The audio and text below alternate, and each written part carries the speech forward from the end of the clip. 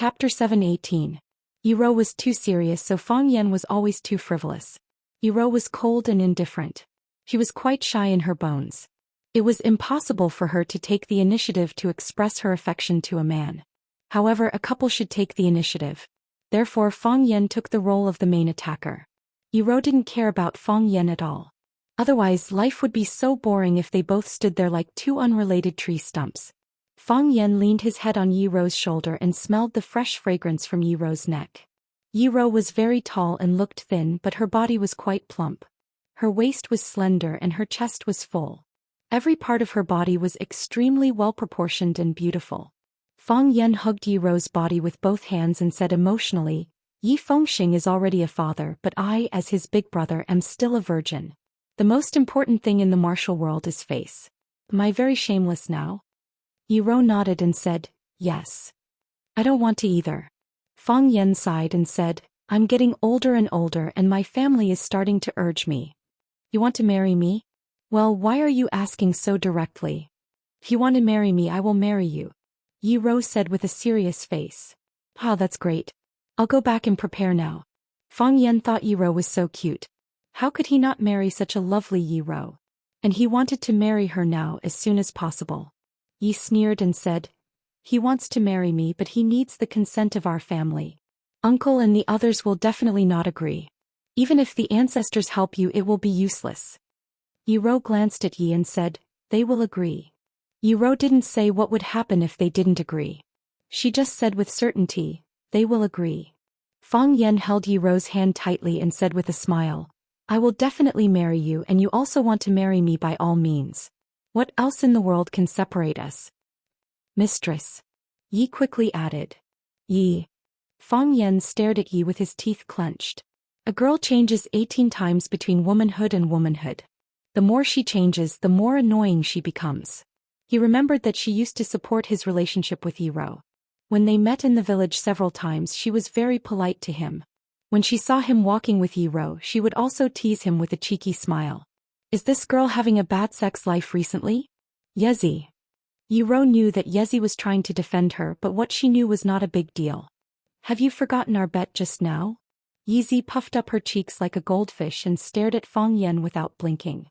After a long time she said with difficulty, "I'm sorry." After that he turned around and ran into the courtyard. "Bet." Fang Yan looked at Yiro in confusion and asked, "What did you bet?" "I said you would definitely persuade Yi Fengxing to take responsibility." "How did you know?" "Because you are such a person." Yiro looked at Fang Yan with pity in her eyes. "Otherwise, how could you be so tired?" Fang Yan could only hold Yiro tighter. This woman's figure was really good. "Fang Yan." A stern shout came. Yi Daowen came out of the backyard and saw the guy holding his daughter. His eyes began to burn with murderous intent. He didn't want to blame his baby daughter. It was just that Fang Yan, the bastard, was touching her. The elders of the Yi family didn't come out before because they knew that the Bailey family was angry. It was good to let them vent in the yard. What made them even more embarrassed was that Bailey Lu came to them with his pregnant sister, but Yi Fengxing, the bastard, didn't dare to show up. If the person involved didn't come out, how could they explain it to others? He also wanted to test Yi Fengxing. If he only ran away when he encountered this kind of thing, then his future would be nothing more than this. Now that the battle was over and Xiaomei reported that the matter had been solved perfectly, Yi Daowen had to stand up and speak. No matter how well Fang Yan solved it, he was just a junior of the same age as Yi Fengxing. He was not even a member of the Yi family. It was better to get the approval and blessing of the elders for the marriage of the younger generation. Yi Daowen was thinking about how to handle this matter beautifully. He was in the limelight and he couldn't let the Bailey family have a grudge. After all, the two families would be considered in-laws in the future. He didn't expect to see such an unsightly scene as soon as he stepped out of the yard. If Fang Yan was holding another girl, Yi Daowen would just think that Fang Yan was a loose and frivolous person. However, the girl in his arms was his daughter, which made Yi Daowen feel particularly offended when he looked over. Fang Yan quickly let go of his left arm, but his right arm stayed behind Yiro's waist and gently massaged it. He said with a face full of concern, "How do you feel now? In the future you must pay attention to the fact that your body hasn't fully recovered, and you can't do too intense exercise.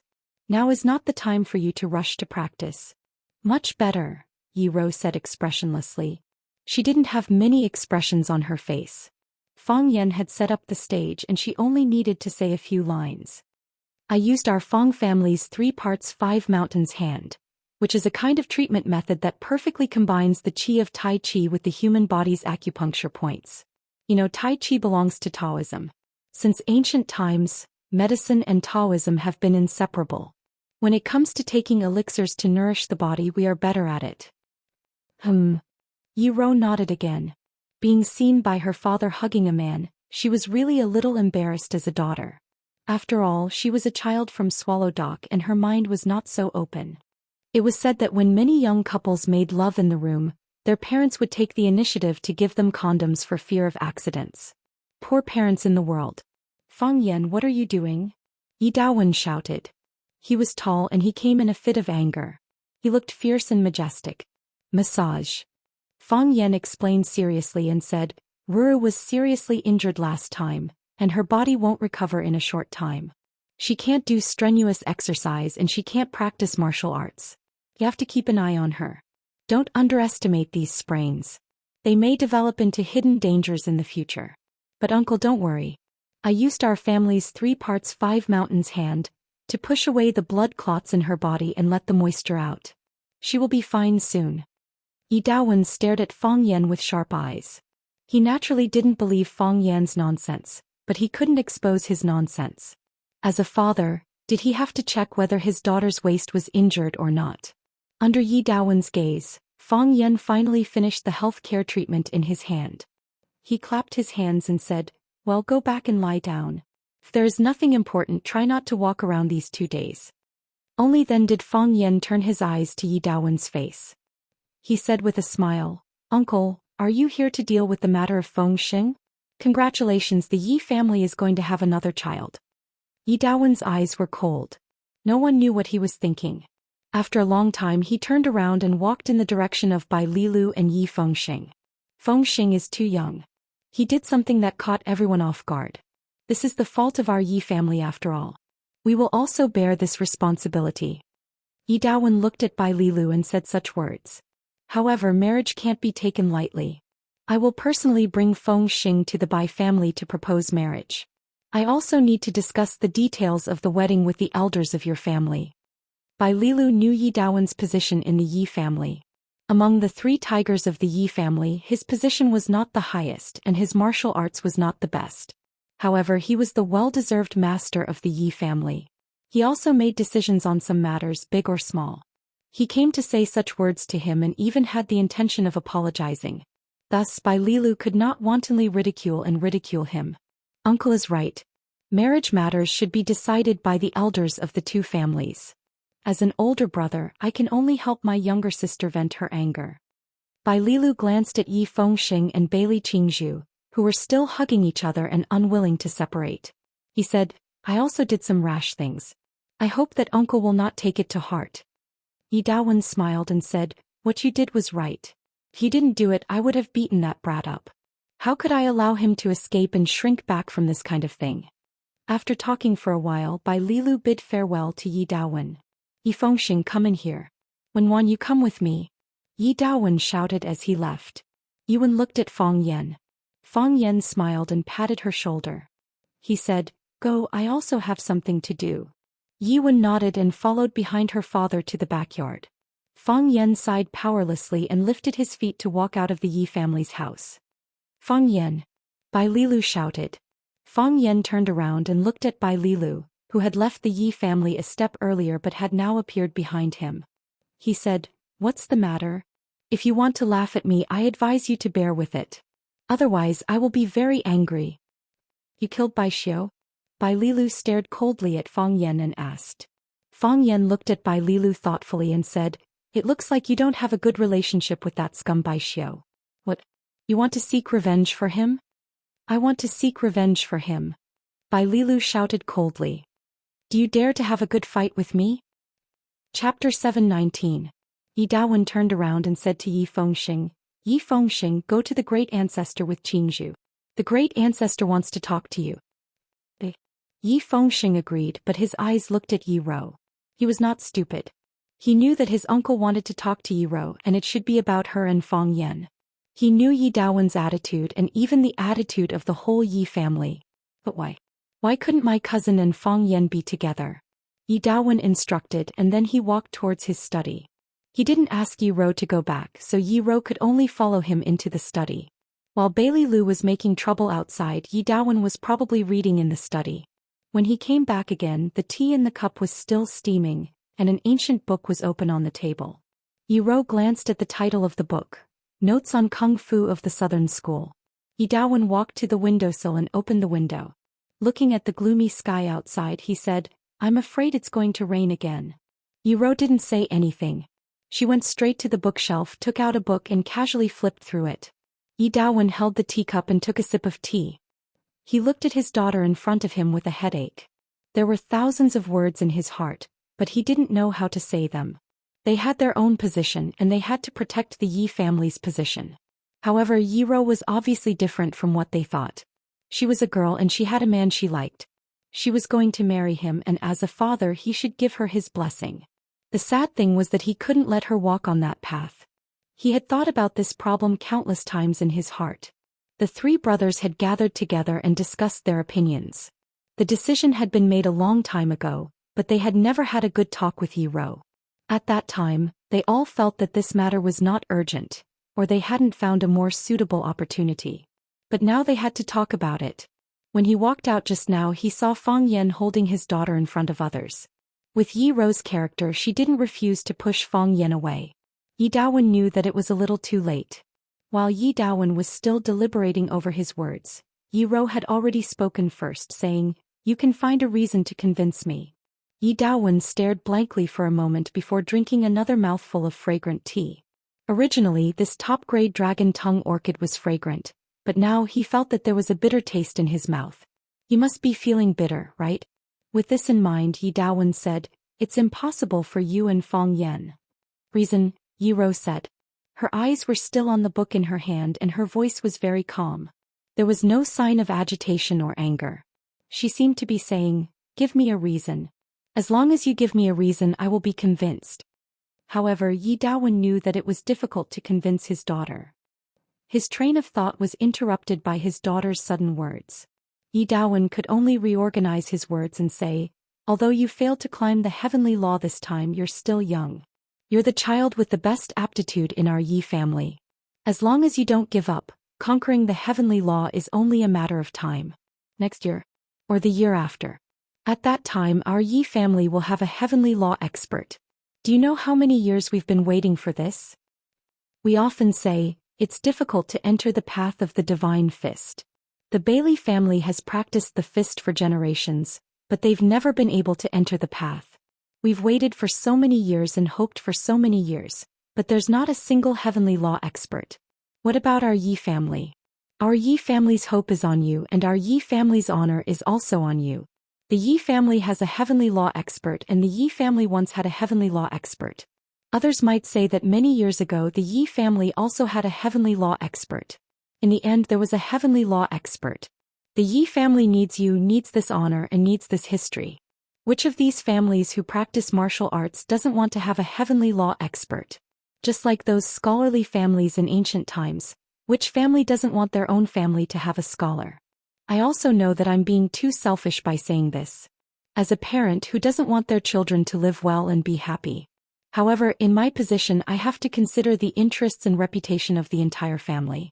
It's not just me but also your grandfathers and uncles. Yiro finally raised her head. Her expression was still calm, but there was a hint of mockery in her tone. She looked at her father and said, "Is it because I'm too outstanding?" "I've said it before. You've always been the most outstanding," Yi Daowen said. On this point he was also very proud of his daughter. "Because I'm too outstanding, I can't get married and can't leave the Yi family?" "You can also get married. We've also discussed it. We can find a husband for you.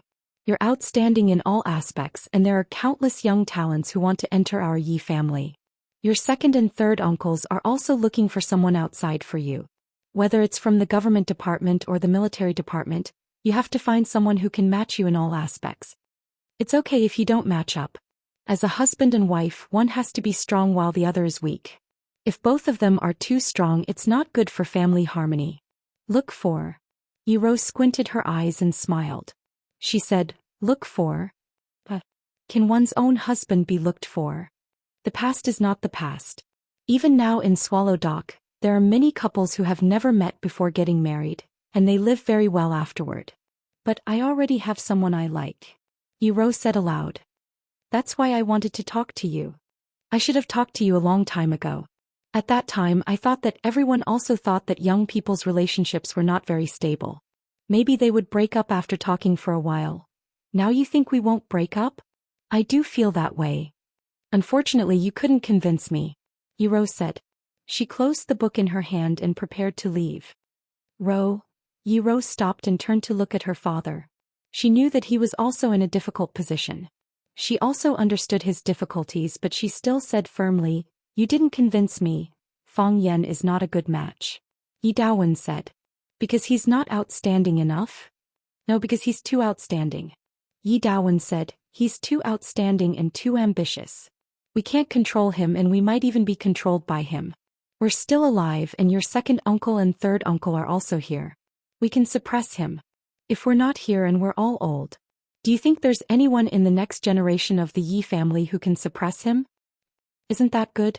If we can't suppress him, then let him become one of us. Let him become one of our family. Isn't that good? Haven't we discussed this matter already? Your second uncle has talked to him in front of everyone. If he's willing to marry into the Yi family, and if the children you have are willing to have the surname Yi, we will not object to your marriage. We will even raise our hands in approval. But he refused. He's not willing. The Yi family's expectations of you are too high. Everyone is waiting for you to climb the heavenly Dao. If you succeed, you'll be our Yi family's heavenly Dao expert. If you marry into the Fang family, you'll become the Fang family's heavenly Dao expert. At that time, will there still be people who will say, oh Yiro, that's the Yi family's heavenly Dao expert? Will there be people who think that? But I failed. But one day you'll succeed. What if I can't succeed in my entire life? Yi Daowen used his palm to rub the rim of the teacup. He sighed softly and said, you're sulking like this. I know you have grievances in your heart. Saying these things to you makes me feel bad. But you're still the Yi family's bloodline. You have to think of yourself as a part of the Yi family. If I marry into the Fang family, then I'm no longer a member of the Yi family? Yes, of course. But you're even more of a member of the Fang family. Yi Daowen clenched the rim of his teacup tightly and said, if, and I'm saying if, a conflict occurs between the Yi family and the Fang family, which side will you stand on? You see, you're also in a difficult position, right? I'll try my best to avoid this kind of thing from happening. It's too difficult. The Yi family has to charge forward and the Fang family is the same. Just look at what Fang Yan has done. Yi Daowen sighed and said, if you weren't so outstanding, this matter would be very easy to handle. If Fang Yan wasn't so outstanding, this matter would be easy to handle. The key is that the two of you are too outstanding, you know? The teacher wants Fang Yan to be the teacher. He wants Fang Yan to take over his position and become the next teacher of Swallow Dock. Yiro thought for a moment and chuckled. She said, so you think he took your position? I know you also want to be a teacher, so you don't agree to our marriage? It's not that I want to be a teacher. It's that the Yi family needs this teacher. Yi Daowen put down his teacup and rubbed his forehead with some pain. He said, you're my daughter. You're also very smart. There are some things I won't hide from you. Your second uncle is in politics and your third uncle is in the military. I've waited in Swallow Dock for so many years just for this position. I'm waiting for the teacher to retire or grow old. I'm waiting for this position. Could it be that you think I'm inferior to Fang Yan? Inferior to that young fellow? No one can deny that I'm the most suitable person for that position. I've also always been preparing for that position. I've been preparing for so long. I've been preparing for so many years. Perhaps I'm the same age as you. Yi Daowen's voice contained a sense of dignity and dominance. He said in a heavy voice, but he wants to suppress me. That old fellow wants to suppress me. He wants to suppress our Yi family's Fang Yan. Fang Yan has become his accomplice. Chapter 720. The sky was gray and dark clouds were rolling. It was as if a huge cloth was about to cover the sky. The wind had stopped, but the rain arrows that could pierce through the darkness didn't fall in time. She felt like she was surrounded by a dome, and it was so oppressive that she couldn't breathe. Although the windows were open, the room still made her feel restless. She had the urge and desire to walk out of the room to the yard and into the rain. It would be best if there was a heavy rain. Yiro stood at the door and thought for a long time. She said, "If Fang Yan can become a teacher of Swallow Dock, I'll be happy." Ro. Yi Daowen shouted. Between him and Fang Yan, his daughter was supporting another man. It made him very uncomfortable as a father. Yiro wasn't overwhelmed by her father's aura. She still looked calm. She sighed softly. This choice made her feel very uncomfortable. It's not that Fang Yan is more important than you. You're my father. He gave me everything I have. In my heart, no one is more important than you, Yiro said softly as if she was explaining something. But Fang Yan is indeed more suitable than you. He's capable, intelligent, and selfless. Or rather, he doesn't have too much selfishness. He wants Swallow Dock to be Swallow Dock. He respects it and doesn't want to use it to achieve his own achievements and ambitions. That's because he hasn't reached that position yet. When he becomes a teacher of Swallow Dock, when he has enough power, his ambition will be greater than anyone else's. He won't be able to suppress it. Anyone in that position would have done the same thing. What about a teacher? A teacher is still a teacher. A former teacher is still a teacher. What makes you think I can't be a teacher? What makes you think I can't be a teacher like Long Qianxiang? Because you want too much. What about Fang Yan? His thoughts are more complicated and his methods are more ruthless. But he's a good person, Yiro said softly. Even if he wants something, he'll do it in a righteous way. He won't hurt those innocent people. It's just a one-sided story. Also, Yu and Ro turned around and looked at Yi Daowen's face that was dark from anger. She said, "You said that you waited for many years. You said that you stayed in Swallow Dock for the position of teacher. What if Bai Xie was still alive? If Bai Xie was still alive, how would you treat him?" "Impudent!" Yi Daowen shouted in a stern voice. "There are many smart people in this world," Yiro said fearlessly. Her voice was still soft, as if she was worried that someone outside would hear her. "You're not the smartest person and neither am I." Yiro sighed again, opened the door and walked out. Boom! A loud clap of thunder came from the distant horizon. Lightning streaked across the sky, lighting up Yi Wen's beautiful face. Her expression was calm, but her eyes were turbulent. She walked to the courtyard and stood in the small courtyard looking up at the dark sky. Oh! The torrential rain poured down on her face and body. Yiro stretched out her hand. The raindrops fell on her palm and splashed away. She enjoyed this moment of comfort and coolness very much. It was as if all the hair on her body had opened up. She knew that only the rain arrows could tear apart the endless darkness and boredom. Clang! Fang Yan's body was smashed heavily against the bluestone wall. His back was burning with pain and all the bones in his body were about to break. His body slid down the smooth wall. Before he could slide to the ground, Bai Lilu had already rushed over and punched Fang Yan's chest. Swish! The fist passed through the rainforest and countless raindrops were sent flying. The flying raindrops became indestructible bead arrows. The beads hit the wall and made a pa-pa sound. Then they exploded and turned into countless denser and finer raindrops. Many raindrops fell on Fang Yan's body, but this kind of injury was meaningless to him. If he was an ordinary person, his chest and stomach might be red and purple, but for Fang Yan, it was nothing more than scratching an itch through his boots. Fang Yan's body was tense and his back was tightly pressed against the stone wall, as if he was going to squeeze the stone wall until it burst. When his body was ready, he shouted and his legs suddenly sprang up. He punched toward Bai Lilu's fist. Their fists collided and then collided again and again. Bai Lilu's godly fist was invincible. He had extremely high attainments in fists and his strength was strong and fierce. Every punch had the power to split mountains and split stones. Although Fang Yan majored in Tai Chi, he did not use the softness of Tai Chi to overcome the hardness. Instead, he used force to meet force with force. Therefore, when their fists collided, the burst of strength was particularly shocking. Bang! Bang! Both of their bodies leaped into the air and after a quick 7 punches and 12 kicks, their bodies began to fall. In the process of falling, the two of them were still entangled and did not separate. Bai Lilu punched toward Fang Yan's face, but Fang Yan turned his fist into a claw and grabbed Bai Lilu's wrist. Bai Lilu waved his fist to dodge and Fang Yan buckled again. Bai Lilu dodged again and Fang Yan buckled again.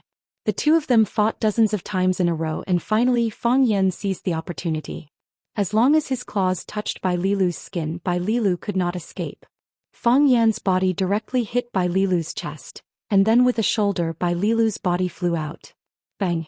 Bai Lilu's body fell on the bluestone floor and then he slid all the way back. The rainwater gathered on the ground was cut by his body, and it flowed in front and on both sides. Crack! Bai Lilu punched out and a big hole was smashed on the bluestone floor by him. Half of his arm went into the hole. With his arm as the center, he turned his body 360 degrees in 2 circles, and only then did he completely remove Fang Yan's rhinoceros hit.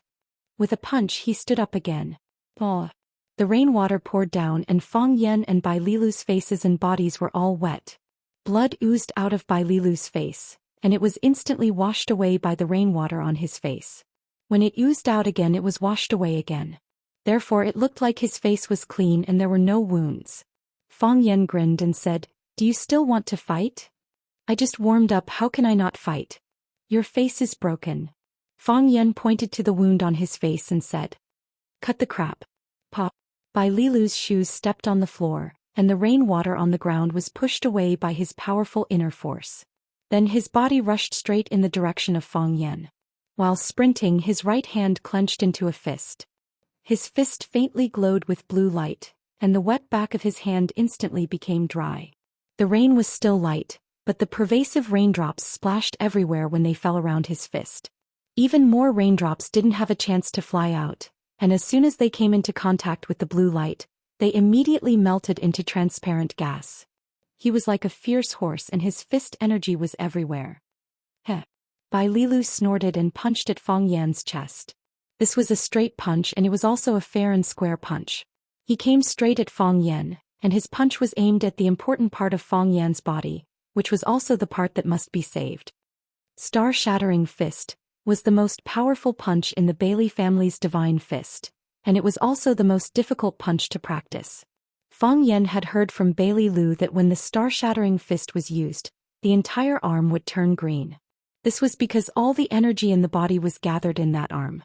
A person's body might not be able to withstand the boundless energy and explode.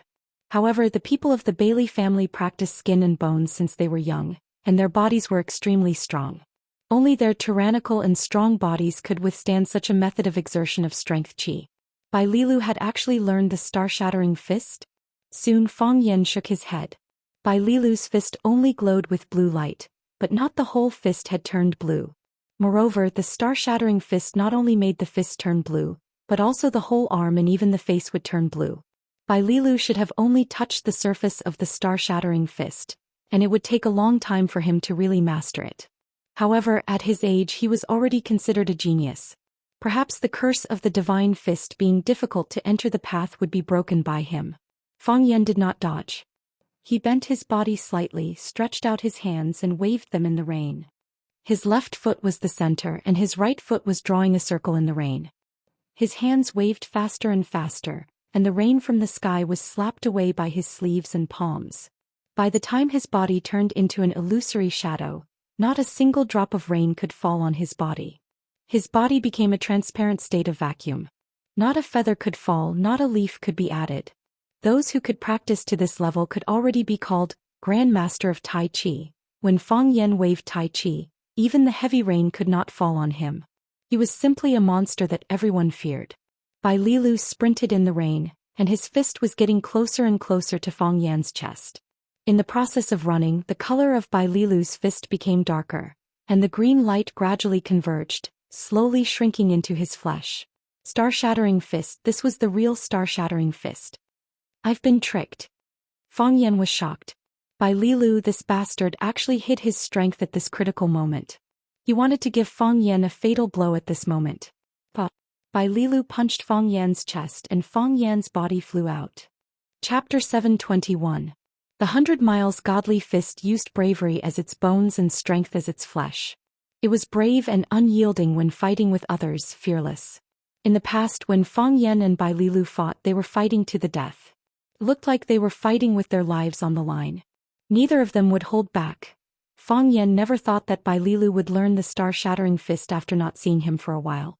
Fang Yan never thought that Bai Lilu would learn to hide his strength during the fight. Was this the Bai Lilu he knew? Was this the Bai Lilu family's man? Pfft. Fang Yan despised him in his heart.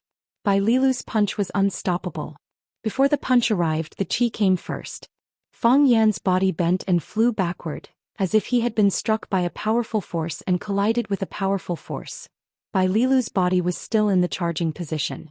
His body was still flying in the air and his fist was still in the forward position. On the surface, it seemed that Bai Lilu had a big advantage. Fang Yan was sent flying by his punch. But Bai Lilu knew that this guy was using Tai Chi's drunken crane riding the wind to reduce his strength. When he punched, it was like hitting a pile of cotton wool. The more strength he exerted, the faster the cotton wadding retreated. But could a stone hurt the cotton wool? That was obviously impossible. Drunken crane riding the wind, what a hateful movement. Bai Lilu thought angrily. He thought of the Fang family's genius martial artist Mo Qingdi. When he was at his peak, his tendons were cut off by the dragon god and he fell to rock bottom. He lived on wine and sleep every day. But at that time he created this desireless movement technique, drunken crane riding the wind. Everyone knew that he went to the cold land to look for the ice dragon's bloodline. Many people were suspicious and sympathetic of this behavior. Ice dragon? That was a legendary monster. How was it possible to find it? They knew that Mo Qingdi might never come back. A prodigy of a generation had fallen from grace just like that. People couldn't help but sigh in regret. When Mo Xiaodi was at his peak, Bai Lilu's target had always been him. He had thought that one day he would be able to fight against such a master. But now it seemed that he would never have the chance again. Logically speaking, Bai Lilu's punch, which had been accumulating power for a long time, should have missed, because he didn't even touch Fang Yan's body. However, he did not give up. He did not even change his move. His body flew even faster, drenched in the torrential rain and facing the cold wind. His entire palm had turned green. Although the green color was faint, it proved that he had comprehended the star-shattering fist for some time. Fang Yan retreated and rushed forward. When the force of the leap was exhausted, Fang Yan's body began to fall, and so did Bai Lilu's body. As soon as Fang Yan's toes touched the ground, Bai Lilu charged towards Fang Yan's face in a condescending manner. Paw. The fist incinerated the rainwater and smashed towards Fang Yan's head. Fang Yan's feet were like a pair of ice skates gliding on the water, and Bai Lilu's body was also chasing after him. The whistling of the wind, the pitter-patter of the rainwater, and the heavy breathing of people mingled together. Fang Yan retreated with drunken crane riding the wind in order to reduce the force of Bai Lilu's punch. Now Fang Yan realized that this idea was too idealistic. Bai Lilu's star-shattering fist was ready but not released. Until now, the majestic force was still gathered on his fist and arm.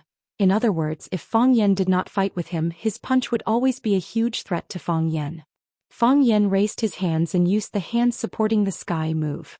Bai Lilu threw out a punch and smashed it towards his palm. Bang! The fist and palm collided, making a crisp sound of impact. Kacha! Fang Yan's feet sank and both of his legs stepped into the bluestone floor at the same time, all the way to his knees. The cracks on the stone floor were still extending outwards, and the sound of stones cracking could be heard in the surroundings. Kacha!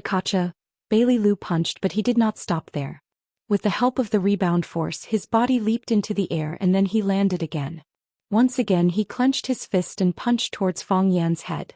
Fang Yan raised his hand again to block. Bang! The fist and palm collided again. Kacha! Fang Yan's legs continued to sink. Bai Lilu's body rebounded into the air again and he once again swung his star-shattering fist from above. Kacha! Fang Yan's body was like a wooden stake being hit by a huge hammer again and again into the depths of the ground. Fang Yan's body sank, and both of his legs were almost completely submerged in the blue stone. He could feel the sharp stone fragments cutting his little brother between his legs. Bai Lilu's body flew into the air again. Then he clenched his fists, and with strong winds and heavy rain he rushed towards Fang Yan. This was the last blow. It was also a fatal blow. His body fused with the torrential storm like a blurry shadow, a bolt of lightning that was full of lethality. Bang bang! Bai Lilu punched again. Fang Yan raised his face, letting the bean-sized raindrops hit his cheeks, eyebrows and eyes. The sky was gray and covered by the curtain of rain. He could not see Bailey Lu's figure and expression at all. However, he could clearly see his fist. His Xian fist, which contained a violent power, was swung forward. Go to hell. Bailey Lu roared. Go to hell. Fang Yan also roared at the same time. This time he did not use his hands to hold up the sky, but when Bailey Lu's fist was about to hit his head, he clenched his right fist and punched out. Bang! Bailey Lu's body was like a rocket that was launched, flying towards the boundless sky at a speed that was 10 times faster than when he came. Fang Yan spat out a mouthful of blood and his body fell weakly to the ground.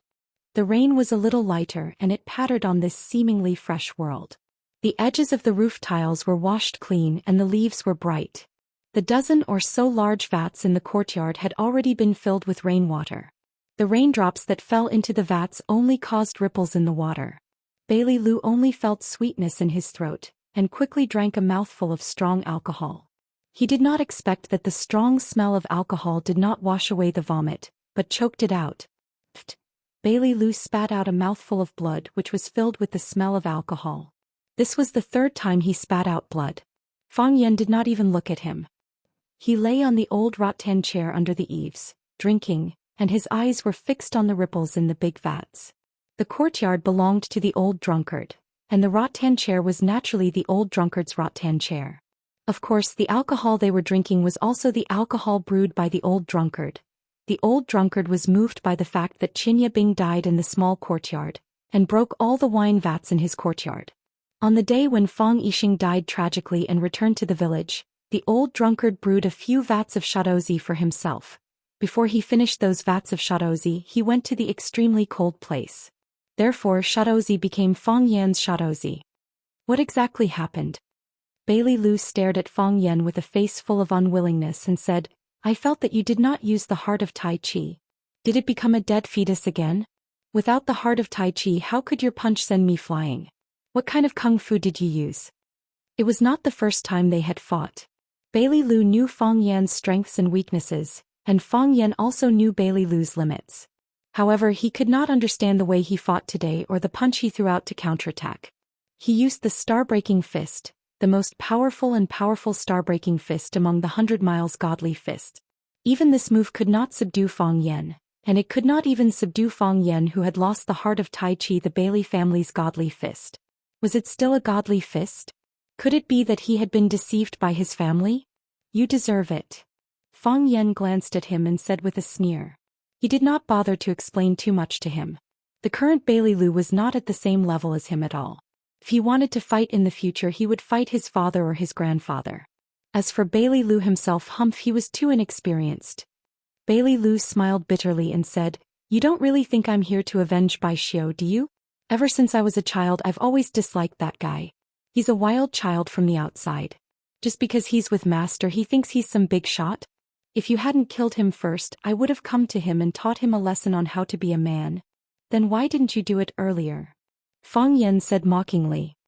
At that time, the star-breaking fist hadn't been mastered, right? Bailey Lu was a little embarrassed. He drank another mouthful of liquor and said, Bai Xiu? Is he really dead? Dead, Fang Yan said straightforwardly. It's good that he's dead. Bailey Lu sighed softly. Although I used to think he was annoying, I didn't expect him to be so vicious. Such a guy actually appeared in our Swallow Fort. Master. In the end, Bailey Lu did not go too deep on the topic of Master. He looked at Fang Yan and said, I heard that you came back to force the Emperor to abdicate? It's not really to force the Emperor to abdicate. I just want to find an answer, Fang Yan said. Have you found the answer? Fang Yan shook his head lightly and said, I'm still looking. If there's a need, you're willing to help? I mean, if there's a need for you, Bailey Lu said. Fang Yan squinted his eyes and smiled. He said, Of course there's a need. Bailey Lu looked at Fang Yan with a puzzled expression. Fang Yan raised the bowl of liquor in his hand and said, To the old drunkard. Bailey Lu did not dare to call Imo Qingdi an old drunkard like Fang Yan. Although Imo Qingdi was not there, he still said respectfully, To Elder Imo. Fang Yan drank all the xiaodao in the bowl in one gulp. Gasping for breath, he said, Why did you come back this time? To marry Yi Ro, Bailey Lu said. Chapter 722. And then? Fang Yan asked. His voice blended with the falling raindrops and was masked by the whistling wind, making it almost impossible to hear him clearly. However, Bailey Lu heard it clearly. He could even hear the emotion contained in the word, and then. He was angry and he cared a lot about it, but he pretended to not care. And then, probably the same as Yi Fengxing, the elders of the family go to the Yi family to propose marriage and give generous betrothal gifts. First, they choose a close date to drink a glass of engagement wine, and then choose an auspicious day to complete the wedding. Enter the bridal chamber, give birth to a child. Isn't that the process of marriage? After everything is done, the two people have to spend the rest of their lives together. I won't do anything to you. Fang Yan took a big gulp of wine and said with a smile, Yi Rou will kill you. Yes. Bailey Lu drank up the shadozi in one breath, wiped the wine stain on the corner of his mouth and said, I'll drink another bowl. I can't drink such strong shadozi outside, and I can't drink the shadozi brewed by Senior Mo outside. Fang Yan ignored him. He ran to the wine jar in the room and took out another big bowl. He sat back on the small stool under the eaves and continued the topic. He looked at Fang Yan and said, Yi Rou will kill me. I know Yi Rou will kill me and they also know Yi Rou will kill me. But why do they still want me to marry Yi Rou? Fang Yan looked at Bailey Lu with bright eyes and a little smile. He asked, Do you like Yi Rou? I asked them why do they still want me to marry Yi Rou? Bailey Lu said angrily. I asked first. Do you like Yi Rou? Fang Yan asked again and the smile on his face began to widen.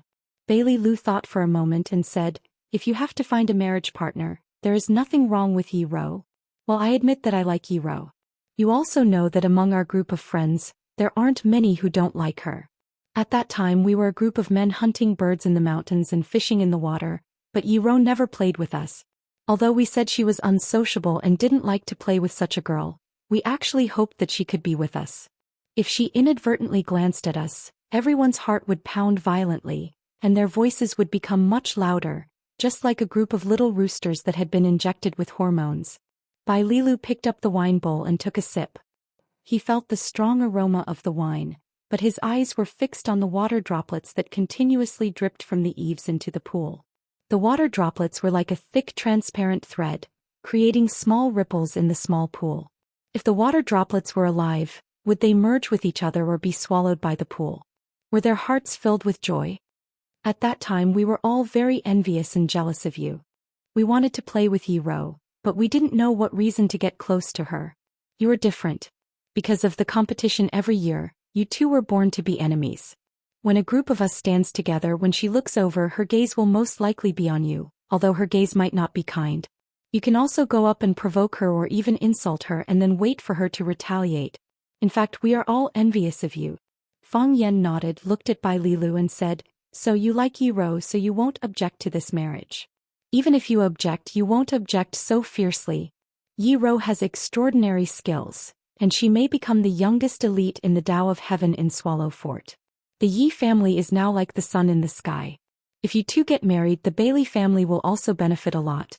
Not only the Bailey family, as long as the Yi family spreads the news that Yi Rou is looking for a man, the other families in Swallow Dock will probably rush to marry her.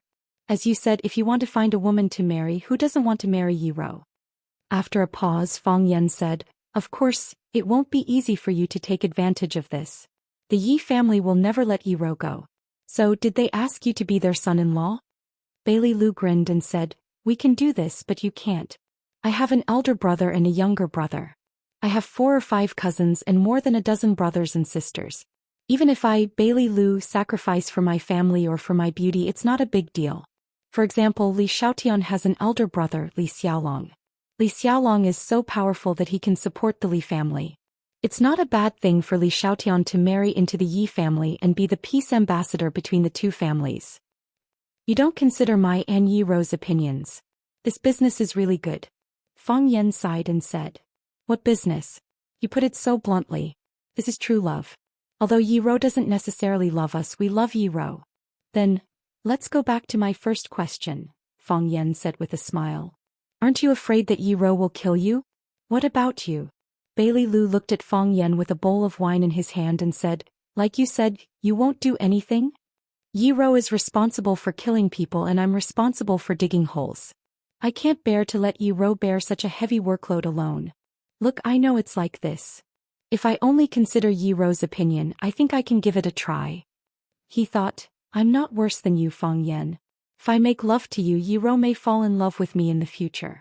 But if I only consider your opinion, we're brothers. I've helped you. My family forced me to do this. You can't just kill me with a sword. But if I have to consider your and Yi Rou's opinion at the same time, I'm afraid no one dares to accept this marriage, right? The weight of you and Yi Rou together is no less than that of those rich and powerful families. You are a smart man, Fang Yan said as he looked at Bailey Lu with a bowl of wine in his hand. Come on, let me toast you. Because I didn't steal your woman. No. Fang Yan shook his head and said, because you made the right choice. You should know that I will really kill people. I've already killed Bai Xiu. Bailey Lu clinked his bowl with Fang Yan's and said, some people are not easy to kill. Then kill them slowly, Fang Yan said. Anyway, I'm not too busy now. Once upon a time there was a mountain called Monkey Mountain. There was a Taoist temple on the mountain and there were a group of old monks in the temple.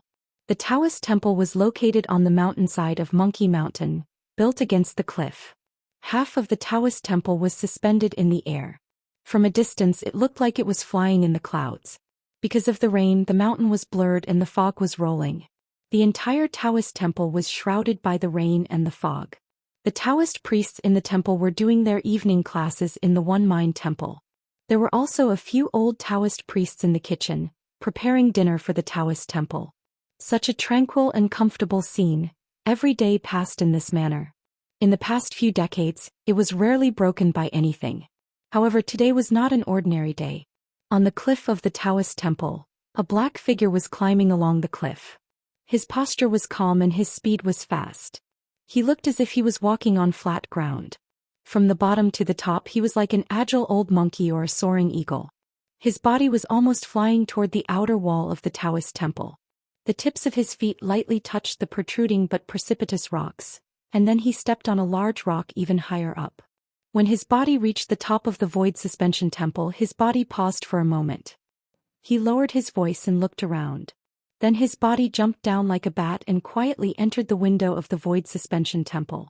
There was no one in the room, nor was there any sound. He could not even hear a person's breathing or pulse. This was something he had already inquired about when he came in. He did not stop and continued to climb until he reached the door of a locked room on the top floor. He pressed his palm on the golden lock and his inner strength burst forth. With a slight ding, the copper lock automatically bounced open. He held the lock in his hand, pushed open the door and entered.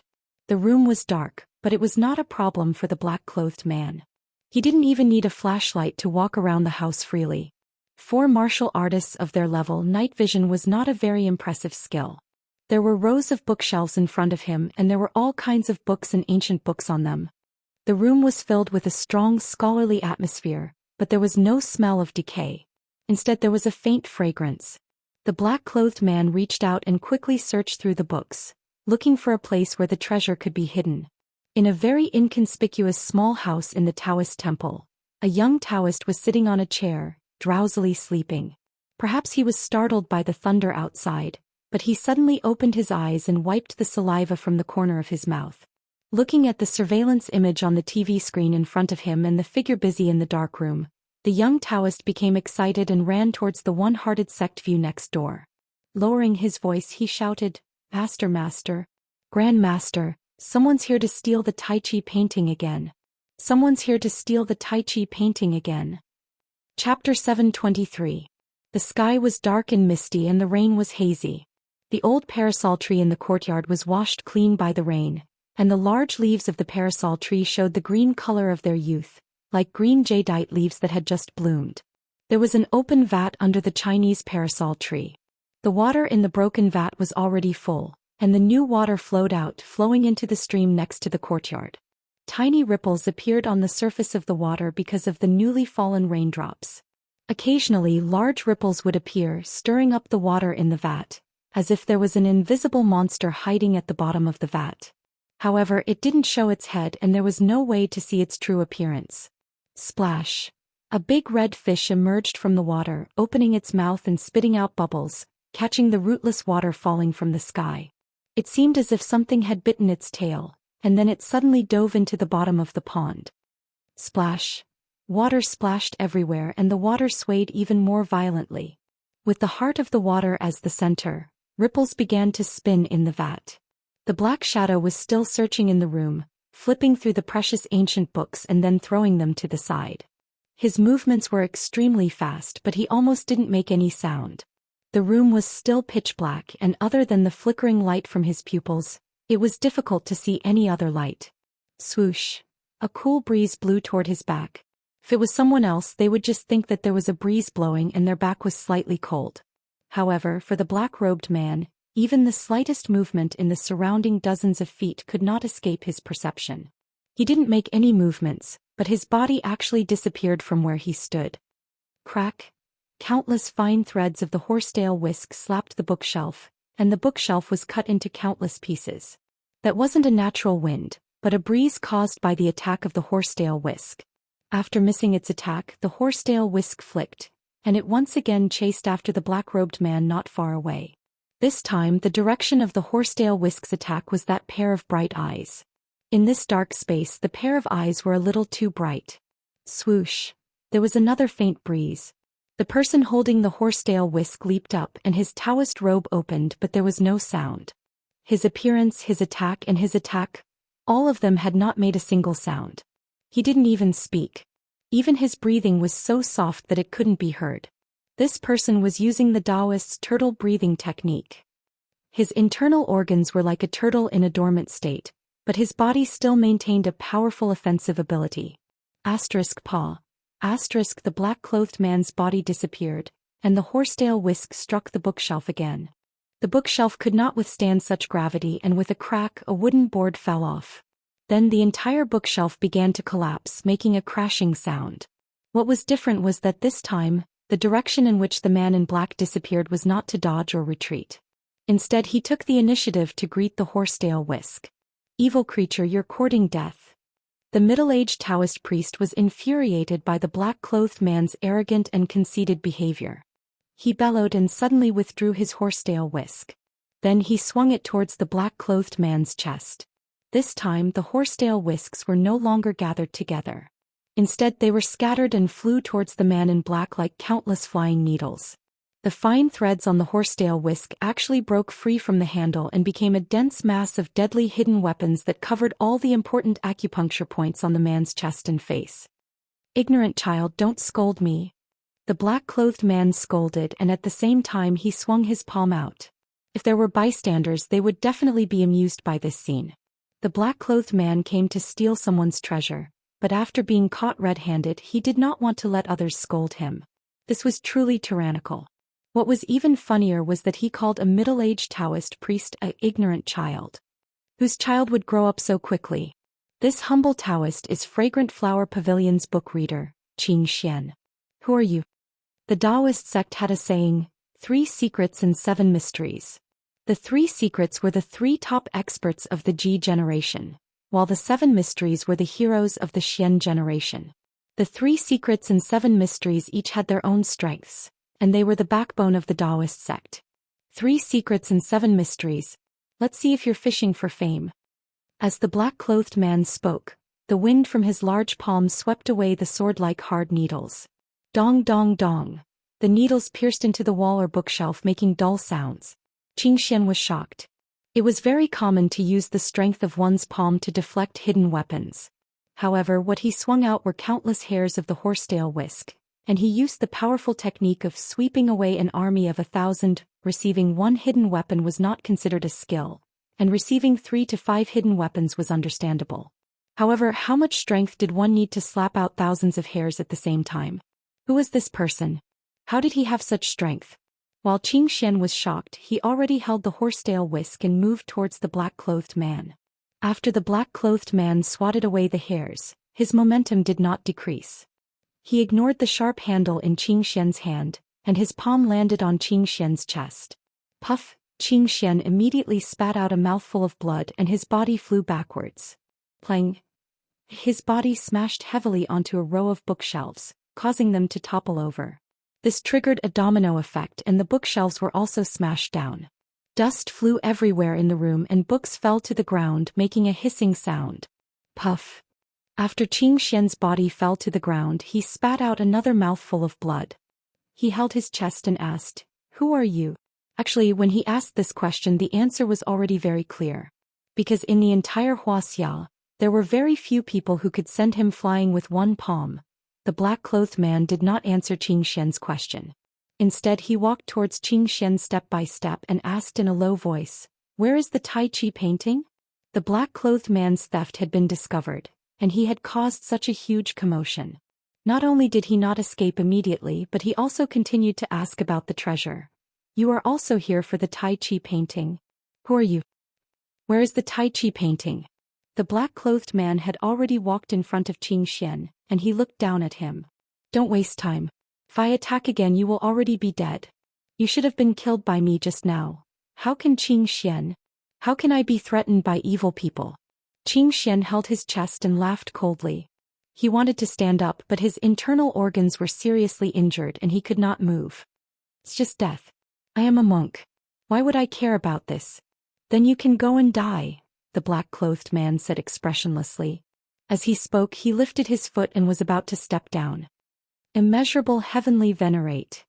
An old voice came through the window. The voice was loud and clear like thunder.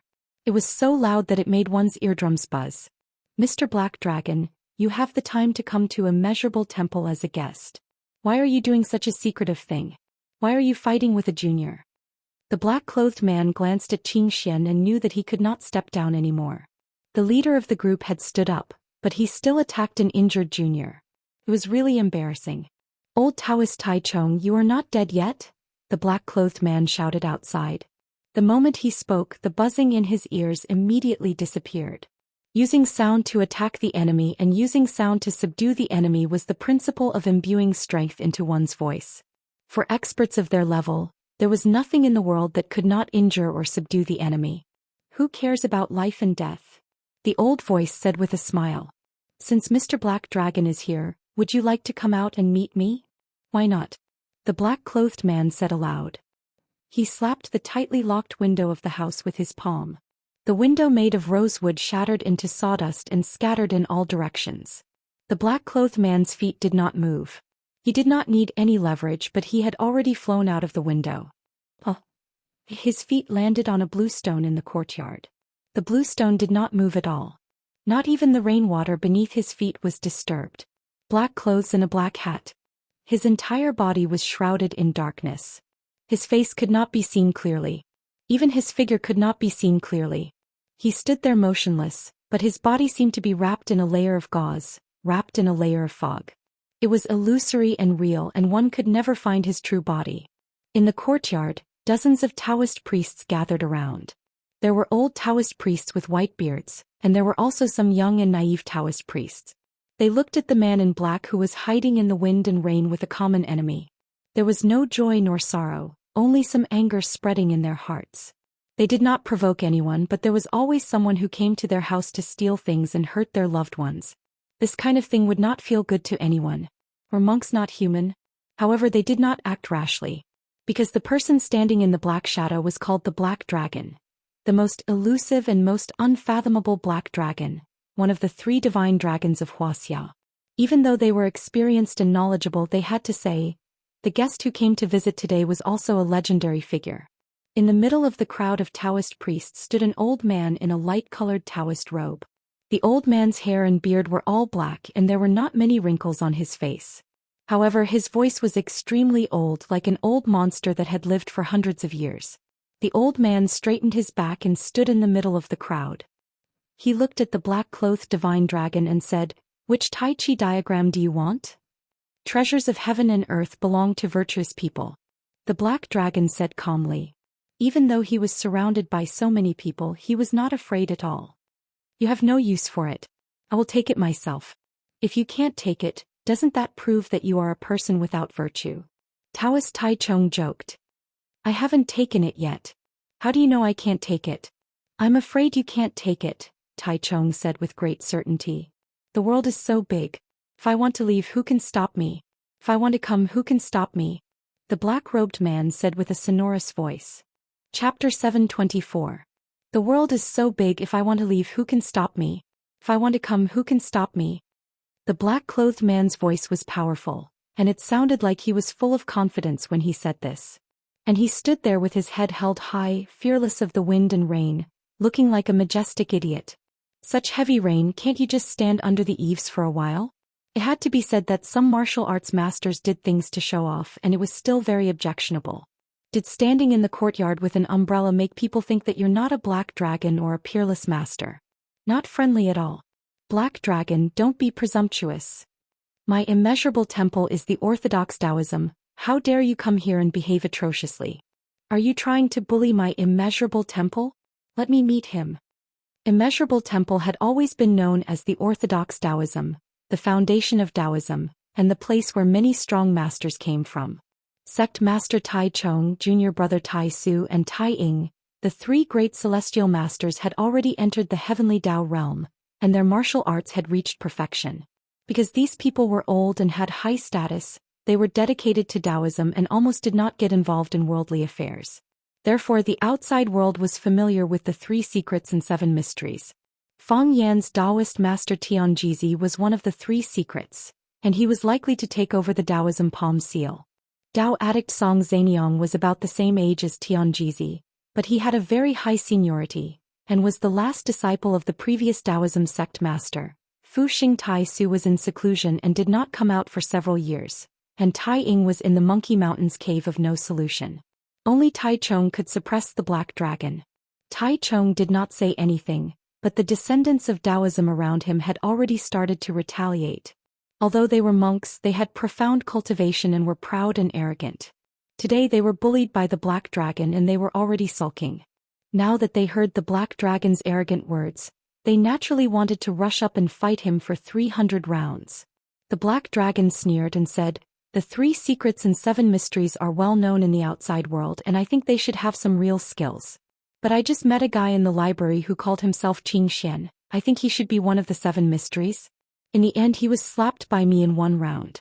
Although he has some backbone, what's the use? Didn't he still fall to the ground with a slap? Black dragon, how dare you bully junior apprentice brother Zhou Xian? I'm Yu Xian, I'll fight you. Everyone, let's get rid of this old fellow. He's really going too far. Mr. Black Dragon is a guest from afar. Everyone, don't be rude. Taoist Taichung said. The old Taoist priest Taichung's prestige was extremely high. As soon as he opened his mouth to speak, there was not the slightest bit of noise in the courtyard. Taoist Taichung looked at the black dragon and said, "If you are a friendly guest, we will naturally welcome you with tea. But if you are a malicious guest who wants to steal our treasures, our immeasurable monastery can only sweep you out. Does Mr. Black Dragon want to leave on your own, or do you want us to drive you away?" It had to be said that the black dragon did have the ability to act tough. If an ordinary person were to stand in the rain, they would have long been drenched. How could a drowned rat have any prestige to speak of? The black dragon was different. He had been standing in the rain for a long time, and the rain today was indeed very heavy. The rain was boundless, but not a single drop fell on Black Dragon's clothes. Even now his body remained dry and clean. He did not move at all, but the black robe on his body fluttered, and a rain of arrows flew out in all directions of the courtyard. Whoosh whoosh whoosh. Countless raindrops turned into countless rain arrows, and countless rain arrows flew towards the surrounding Daoist priests. The young Daoist priests retreated nervously. The middle-aged Daoist priest and the old Daoist priest came forward and waved their sleeves. With a flick of their horsetail whisks, they sent the rain arrows flying.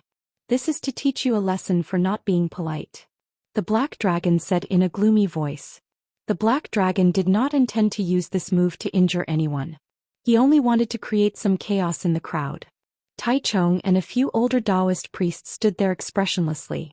When the rain arrows flew in front of them, they automatically bounced off, as though they had encountered an invisible wall.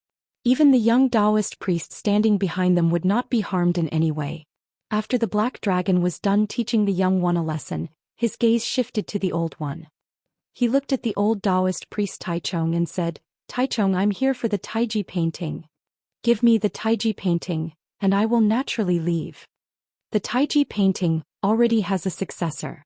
It will be sent out on a chosen day. "Naturally, I can't give it to you," said the old Daoist priest Taichung indifferently. "Who can obtain this Taiji painting?" asked the black dragon in surprise. Naturally, it's a fated person. A fated person? The black dragon sneered. You monks and Daoist priests just like to play tricks. What do you mean by fated people? Those who have a close relationship with you are fated people? It's fine if those vulgar people in the outside world like to play tricks behind the scenes, but even you monks and Daoist priests like to play such tricks. Don't you have any shame? You keep saying that you believe in gods, but if there really is a god, the first thing they will punish would be believers like you who are duplicitous and use their name to cheat. Heavenly Lord of the Immeasurable Dome chanted and said, "It looks like this old Daoist will have to do something today. To be able to fight with old Daoist Taichung, it's not a wasted trip." As the black dragon spoke, his body vanished into thin air. When he appeared again, he had already leaped in front of the old Daoist priest Taichung, appearing and disappearing like a ghost. It was not the black dragon's usual movements, but the ultimate technique that the black dragon was currently using. This ultimate technique was called appearing and disappearing like a ghost.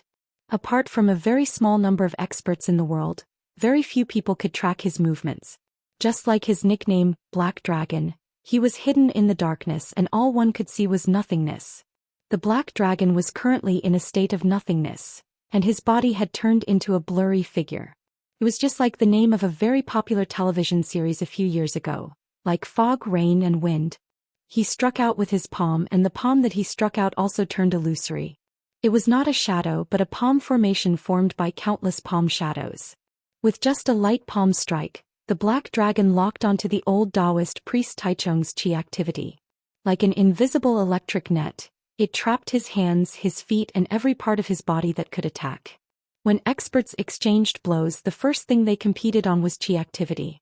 The black dragon's chi activity was powerful and he had struck first. It looked like he had already gained the upper hand. Just as the illusory palm prints were about to strike the old Daoist priest Taichung's chest, the old Daoist priest's body disappeared. No, he did not disappear. He just suddenly disappeared right under people's noses and then reappeared even more suddenly. It was as if he had used the invisibility technique once and then instantly lost its effect. Then Black Dragon's charging body was sent flying backwards. Whoosh! His black robe fluttered in the wind. Crack! The Black Dragon's feet stood on the large vat in the courtyard, and he broke a small corner of the vat. Then he looked in Taichung's direction in surprise. Final radiance of the setting sun, rebirth after death. The Black Dragon chuckled. Interesting. In the large vat behind him, two big fish, one black and one white, poked their heads out. The wedding date for Yi Fengxing and Bailey Qingzhu had been roughly set. Because they already had a child in their wombs, many things had to be simplified and done quickly. They had to get married within a month. After all, they could not let the girl's belly grow big, or the news spread before they got married. If that happened, it would not look good on both sides. Fang Yan was originally going to return to Huaqing in the next few days. There were still a lot of things to take care of there. But now it was very difficult for him to leave. On one hand, he had promised Zhang Jianjun that he would complete a mission for the country. He was duty-bound to help the country. Moreover, Swallow Dock had been doing this all these years. Some obtained merit and some were buried in the earth. But no one had ever retreated. In addition, he wanted to wait until his good brother Yi Fengxing got married before returning. Yi Fengxing was the first to get married among his group of brothers, and he might be the first to become a father. Of course, he could not rule out the possibility that some of these fellows had illegitimate children that could already be used as soy sauce. Yi Fengxing spread the news that Zhu Xian, who was far away in the North Sea, was also said to be coming back. At that time, his group of brothers could have a good reunion. Most importantly, Fang Yan could not bear to go back. During the days he was in Swallow Dock, he accompanied his mother to the mausoleum in the back mountain every morning to sweep his father's grave. He would pour a cup of wine for him, light a stick of incense, and then help his mother tidy up her vegetable garden. In the afternoon, he would chat with his grandfather and push his wheelchair and the Vajra eagle around Shihizi. The rest of the time was used to accompany Yi Ro, walking with her, eating with her, watching the sunrise with her and watching the sunset with her. Because Yi Ro was seriously injured while climbing the heavens path, she still could not practice martial arts. Therefore Fang Yan took her around all day and the Yi family did not say anything. Yi Daowen seemed to have forgotten the unpleasant conversation with his daughter, and turned a deaf ear to her disobedient behavior. It It was as if it had never happened. Yiro and Yiro made a bet because of Fang Yan. Although Yiro won the bet, she still promised to take a day to go shopping with Yiro, although she did not know what to do. Hearing that Yiro and Yiro were going shopping in Yanjing City, Fang Yan volunteered to take the responsibility of driving them. Now he followed behind the two women carrying big and small bags in his hands, but what he got was all kinds of dissatisfaction from Yiro. Sister, we are going shopping, why do we need to bring a third wheel? I was going to take you to see a handsome guy. Yiro complained, but she pulled Yiro into one brand store after another to try on clothes and shoes. You can also go to see handsome guys now. After seeing them, you will find that a man with inner qualities like me is really rare. Fang Yan said with a smile and kept making eyes at Yiro along the way. When he was in Swallow Dock, he always had the feeling that he was being watched. He couldn't do anything intimate with Yiro. After coming out, the sky was high and the sea was wide, and it was easy to do something overboard. Fang Yan was even thinking of not going back tonight. He was going to find a hotel and get a room.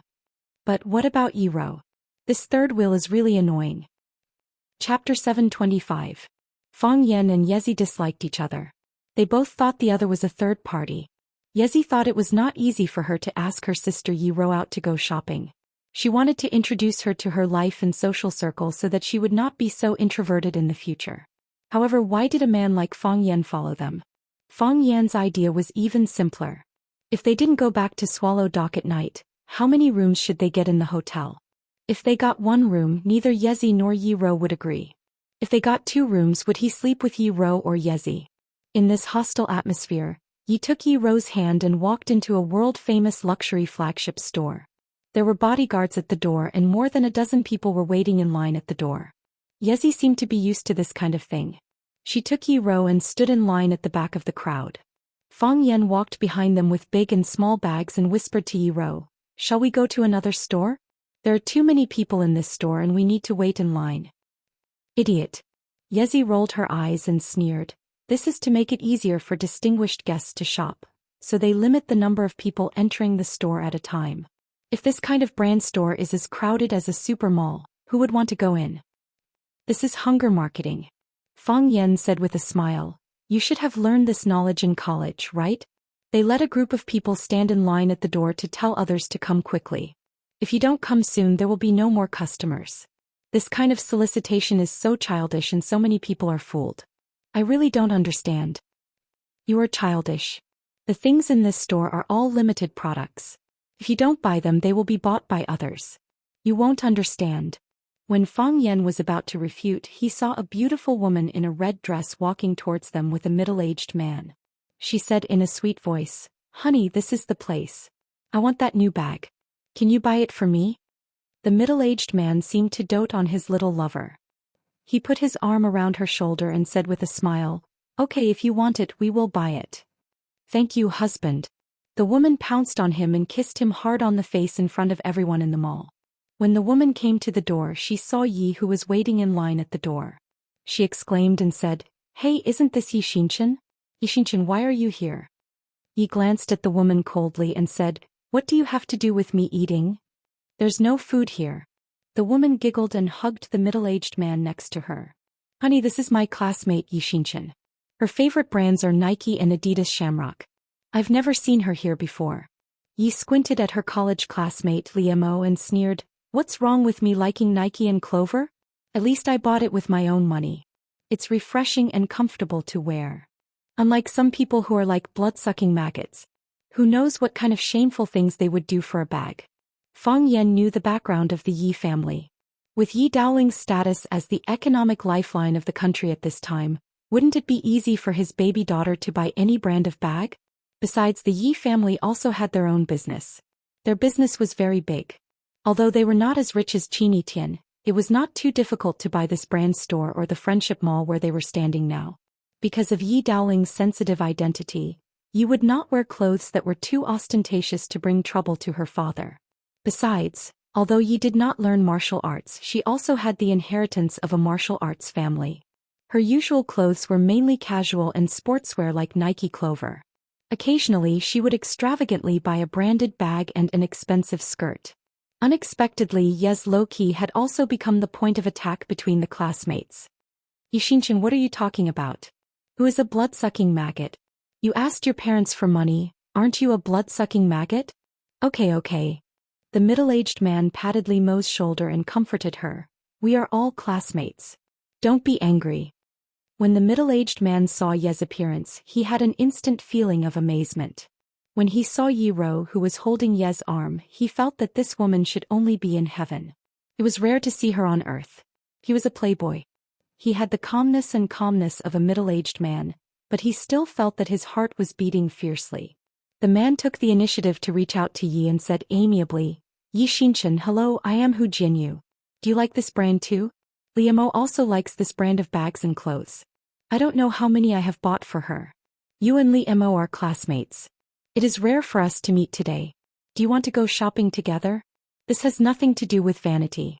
Girls still need a few beautiful clothes and a branded bag to keep up appearances. Don't you think so? Hu Jinyu had already revealed his wealth in a few words, and he also revealed the information that he was interested in Yi.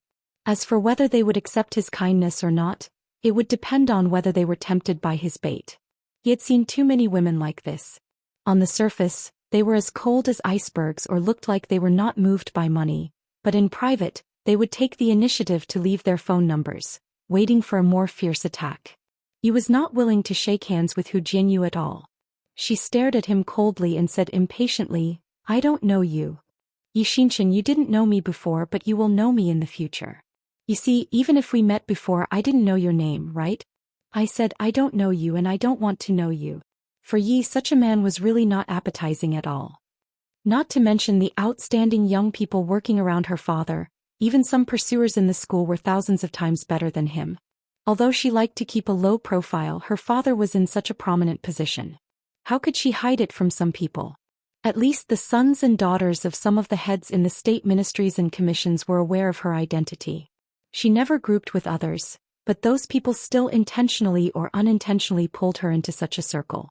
If you can, don't disturb my sister and me anymore. Hu Jinyu's face became gloomy and he said sarcastically, Little girl, you have quite a character. I hope you can always have such a character. Li Mo originally wanted to show off that she had a rich godfather, but she felt a sense of crisis from Hu Jinyu's attitude towards Yi Xianxia. Only then did she realize what a stupid thing she had done. She hugged Hu Jinyu's shoulder tighter, smiled sweetly and said, Honey, my classmate is not very good at talking. Don't lower yourself to her level. Sco. Don't let these small people affect our mood. Let's go in and see the bags. Let them continue to line up. Li Mo showed her VIP card, and the bodyguard at the door immediately pulled the rope and let her go. This made some people who were still lining up at the door a little dissatisfied, but they soon calmed down.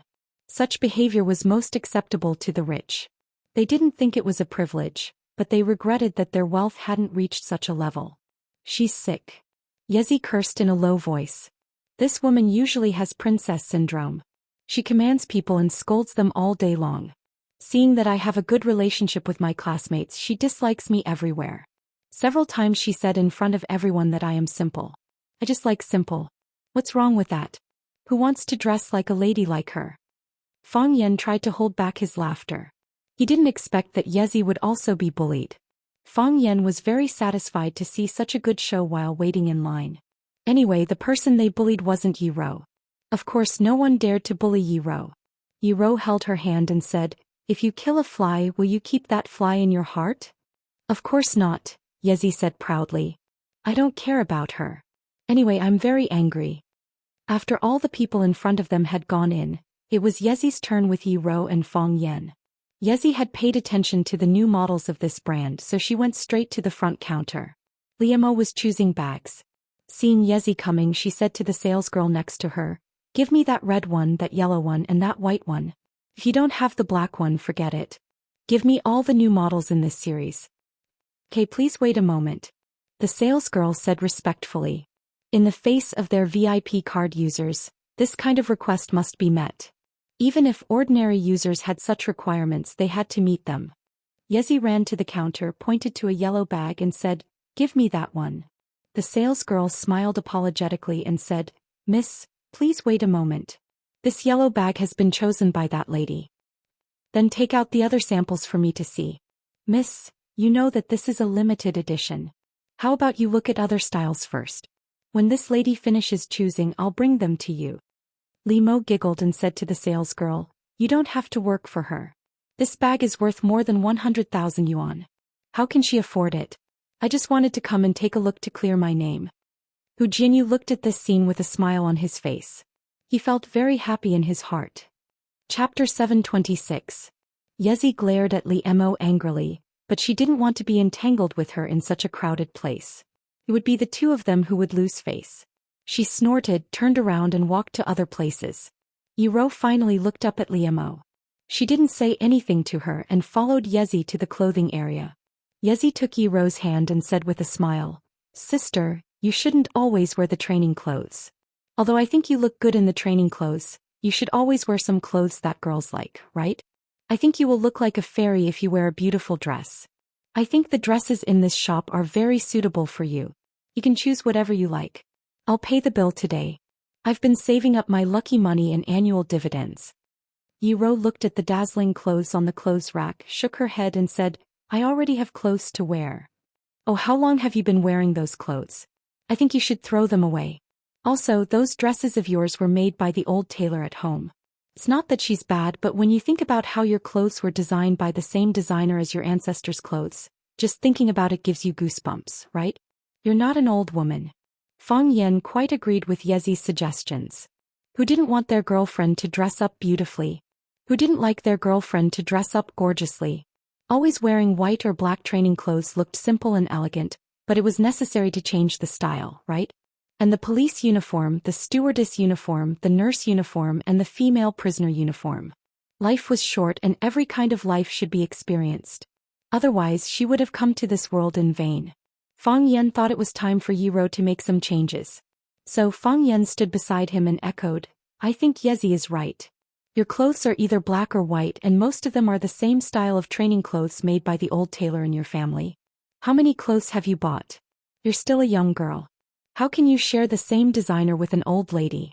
It's rare for you to come out today. You should buy more clothes for yourself. Didn't Yezi say so? She paid for it. Yezi was furious. She stared at Fang Yan with her big round eyes and said, Fang Yan, do you have any shame? How could you say something like that? You also know that my sister's clothes are either black or white. You also know that she doesn't have many bright clothes? Since you knew, why didn't you think of buying her clothes? Are you a good boyfriend? No wonder eldest uncle and the others don't agree to the marriage between you and my sister. If it were me, I wouldn't agree either. I'm worried that my sister will have to suffer if she marries into the Fang family. I do want to buy one, but your sister has to give me a chance first, Fang Yan said with a wronged expression. A few days ago I said that I wanted to bring her to Beijing for a walk, but she refused. If she doesn't come with me, how am I going to choose clothes for her? You can't buy these clothes in Swallow Dock. Yi sneered and said, That's because my sister knows you're up to no good. What you said is too much. What kind of person do you think I, Fang Yan, am? I never thought of deliberately taking your sister to a hotel in Yanjing to get a room. Anyway, she's my wife. Why should I be anxious about this kind of thing? You said it. Then tonight my sister will go back with me and stay at my house. I've also stayed at your house. Your house is not big and it's not convenient to stay there. I've already booked a hotel room. Fang Yan, didn't you say that you never thought about it? I didn't think about it, Fang Yan said. That's what I naturally did. Moreover, I booked a double standard. Each of us has a big bed. Can sleeping in the same room make you pregnant? Shameless. You're prejudiced against me. Anyway, I won't let my sister be alone with you. How can you be so shameless? I only booked a room. Why do you have to come and squeeze with us? What if you peep at me when I take a shower and change clothes? Let me tell you, I'm still a virgin. Although I've been laughed at, it proves that I'm not a casual man. I'm not willing to share the same room with a woman I'm not familiar with. Who wants to share a room with you? Who wants to peep at you taking a shower and changing clothes? You want to peep at me taking a shower and changing clothes, right? Look, you've exposed yourself. You just want to sleep in the same room with us.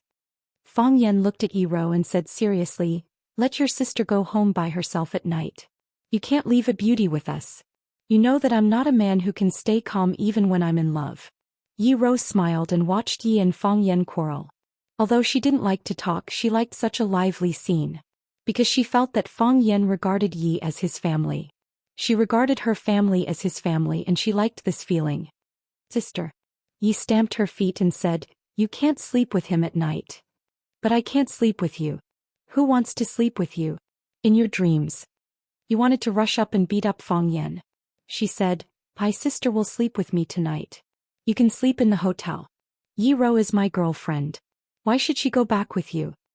"She's also my sister." Yi sneered. "If she doesn't go back with me, I'll call my uncle. I'm not a troublemaker, but I can't stand this kind of thing." Fang Yan said to Yi Rou angrily, "She dared to threaten you. If I were you, I wouldn't go back tonight. I'd like to see what they can do to you." Yi Rou smiled, put her arm around Ye's shoulder and said, "I'll go back with you." Fang Yan felt that his head was going to explode. All his hopes were shattered. The police uniforms, the flight attendant uniforms, the nurse uniforms and the female prisoner uniforms were all gone. He glanced at Fang Yan proudly and said, "Where were we? By the way, we need to choose clothes." He took Yi Rou's hand and walked to the clothes rack. She picked out a blue dress and said, "Sister, I think you must look beautiful in this dress. Why don't you try it?" "Miss, you really have a good taste. This is our latest style this year." The salesgirl next to her flattered in time. Yi Rou didn't hesitate. She lifted the dress and walked into the changing room. Yi and Fang Yan were waiting at the door. Yi sneered and said, "Don't think I don't know what you men are thinking." "You really don't know," Fang Yan said seriously. "Don't you just want to sleep with my sister?" "No, I don't. I just want to give your sister a chance to sleep with me."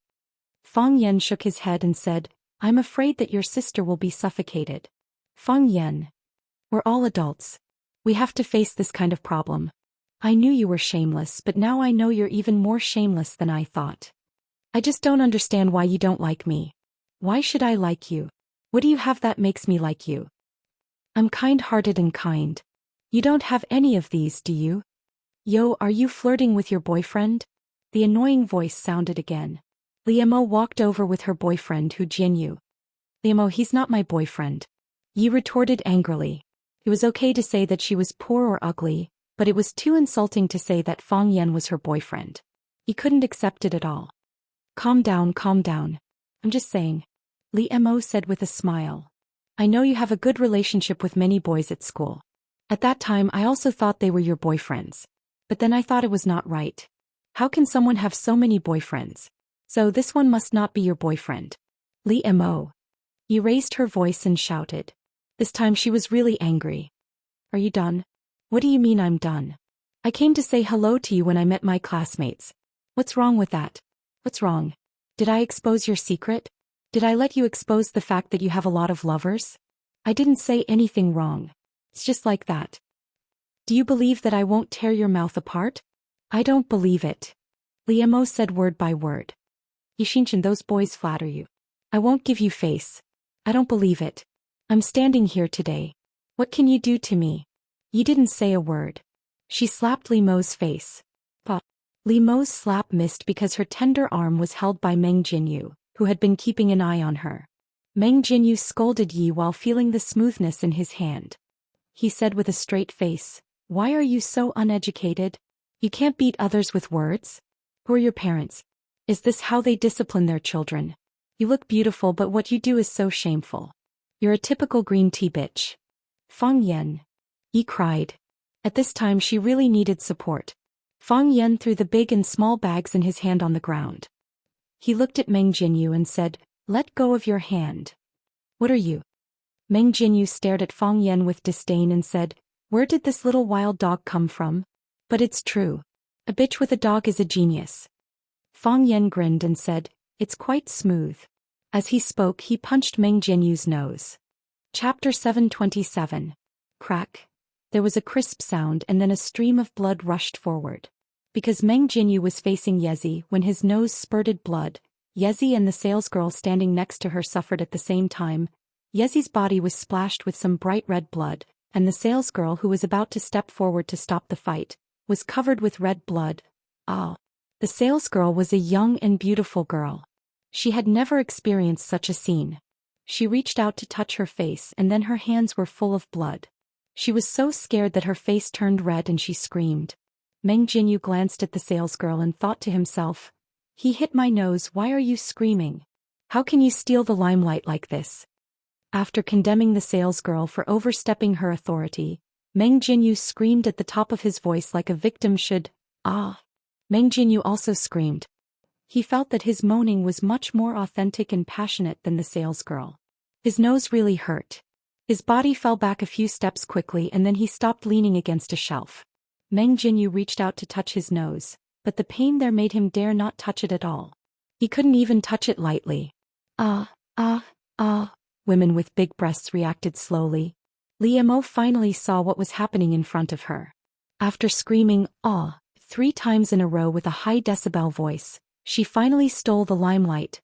Li Mo carried the bag in her hand and quickly ran to Meng Jinyu's side. She reached out to touch his nose and cried, "Honey, how are you? Are you okay? It hurts." Slap.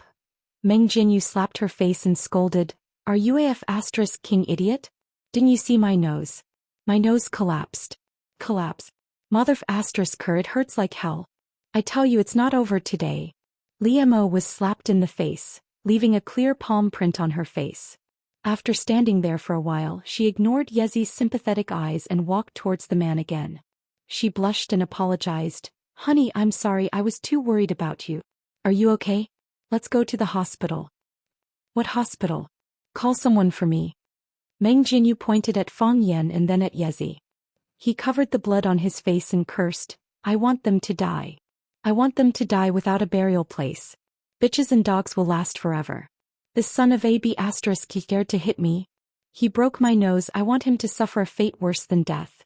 Call old Six, quickly call my good brother old Six. Ask him to bring his brothers here."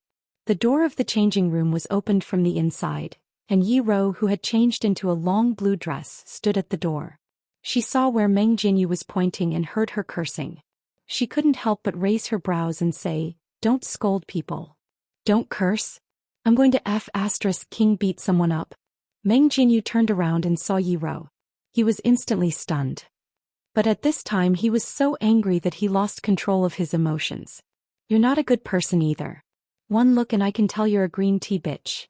Yi Ro didn't understand what green tea bitch meant, but she understood the sentence, "You're not a good person either. How dare you insult my woman? I don't even dare to curse, but you dare to curse my woman." Fang Yan strode forward, wanting to give this reckless guy a piece of advice.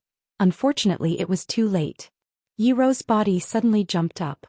Yes, in this world-famous luxury store she was wearing a blue dress that she had just changed into, and her body jumped up high like a little fairy. She jumped so high that Fang Yan could hear the exclamations around him. "Look, that girl. Mom's sister jumped so high. Amazing, is this a movie?" Yi Ro's body almost hit the ceiling of the store. She flew over the heads of several customers and then began to fall. She flew above Meng Jinyu's head. When Meng Jinyu looked up he could clearly see Yi Ro's feet. His pupils dilated and his mouth opened wider. Then he couldn't see anything. Yi Ro slapped Meng Jinyu's face with one foot and kicked sideways with the other. Bang! Meng Jinyu's body flew up into the air and then rolled away on the ground. Crack! Yi Ro landed lightly on the ground. She did look like a beautiful fairy. Li Mo rushed over like a shrew, reaching out to tear Yi Ro's face and cursed, "You slut, I'll tear your face off." But without the slightest hesitation Yi Ro sent out another kick. So Li Mo's body also rolled away. When Fang Yan rushed to Yi Ro's side, Meng Jinyu and Li Mo were both flying. "What do you want to say?" Yi Ro stared at Fang Yan and asked. Looking at the blue dress on Yi Ro, Fang Yan said happily, "Ha, I told you. You look good in a blue dress. And? You didn't hurt him, did you?" "He cursed you," Yi Ro said angrily. Meng Jinyu raised his head with difficulty and shouted at the security guards who rushed over, "Call the police. Call the police. I want them dead. I want them to live a life worse than death. Call the police." When they walked out of the police station it was already a little dark. Wan Qian sent away the police chief who personally saw him off, and looked at Fang Yan and Yezi. Yi Ro laughed and said, "I often see you fight, but this is the first time I see you in the police station. Is it funny?"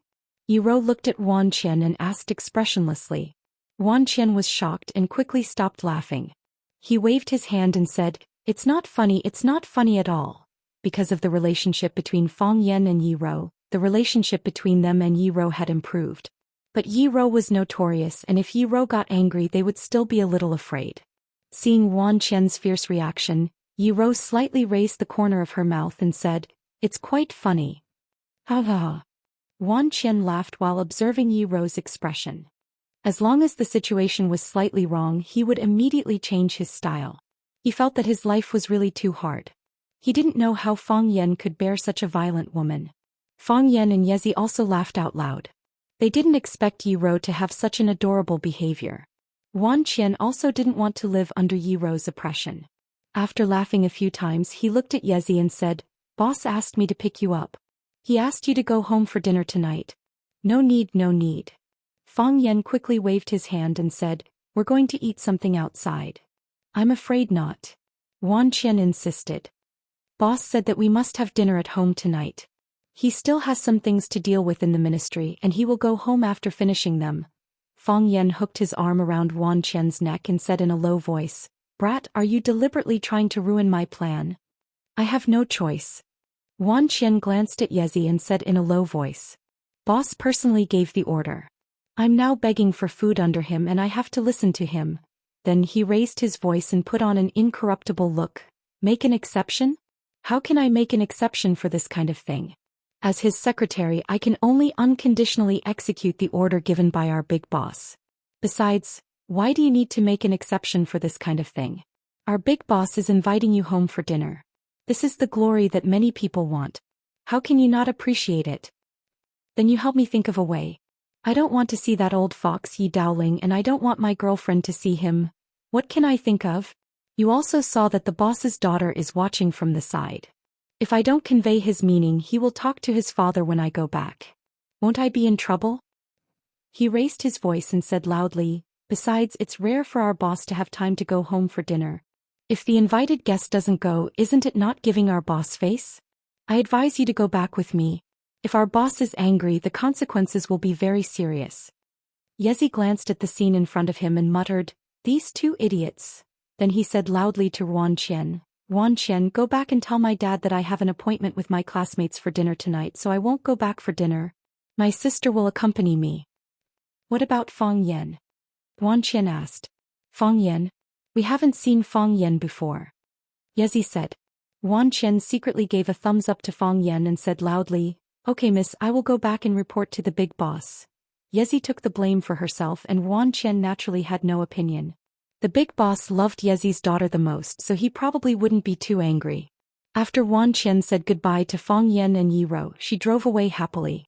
They were very happy that Fang Yan and Yi Rou could be together. Of course, they were also happy that Fang Yan and Qini Tian were together.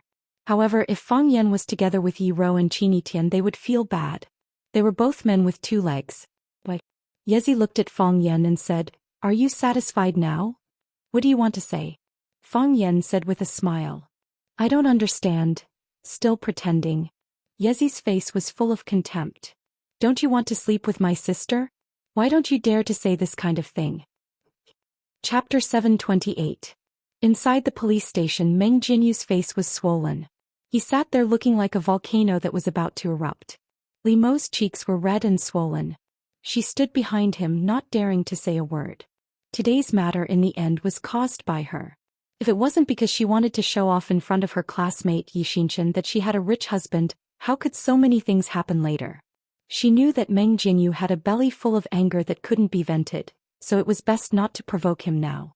Li Mo really couldn't understand how things developed to this point. Wasn't it just a greeting between classmates? This wasn't the first time something like this happened. The police chief Wei Xianqing came back. When he saw Meng Jinyu sitting there, his face became gloomy and he was about to walk right in front of them. "Old Wei. Brother Wei." Meng Jinyu saw Wei Xianqing and quickly jumped up to stop him. "Brother Wei, it's settled just like that? They hit me and they just let him go. It's settled just like that." Wei Xianqing raised his eyebrows and looked at Meng Jinyu with an even more embarrassed expression. He said, "Meng Jinyu, how do you think this matter should be settled? They hit me, there should be some punishment, right? Isn't that right? Then how do you think the punishment should be? Lock them up for a few days? There should be an apology, right? Let them go just like that. Look at my face, didn't they hit me for nothing?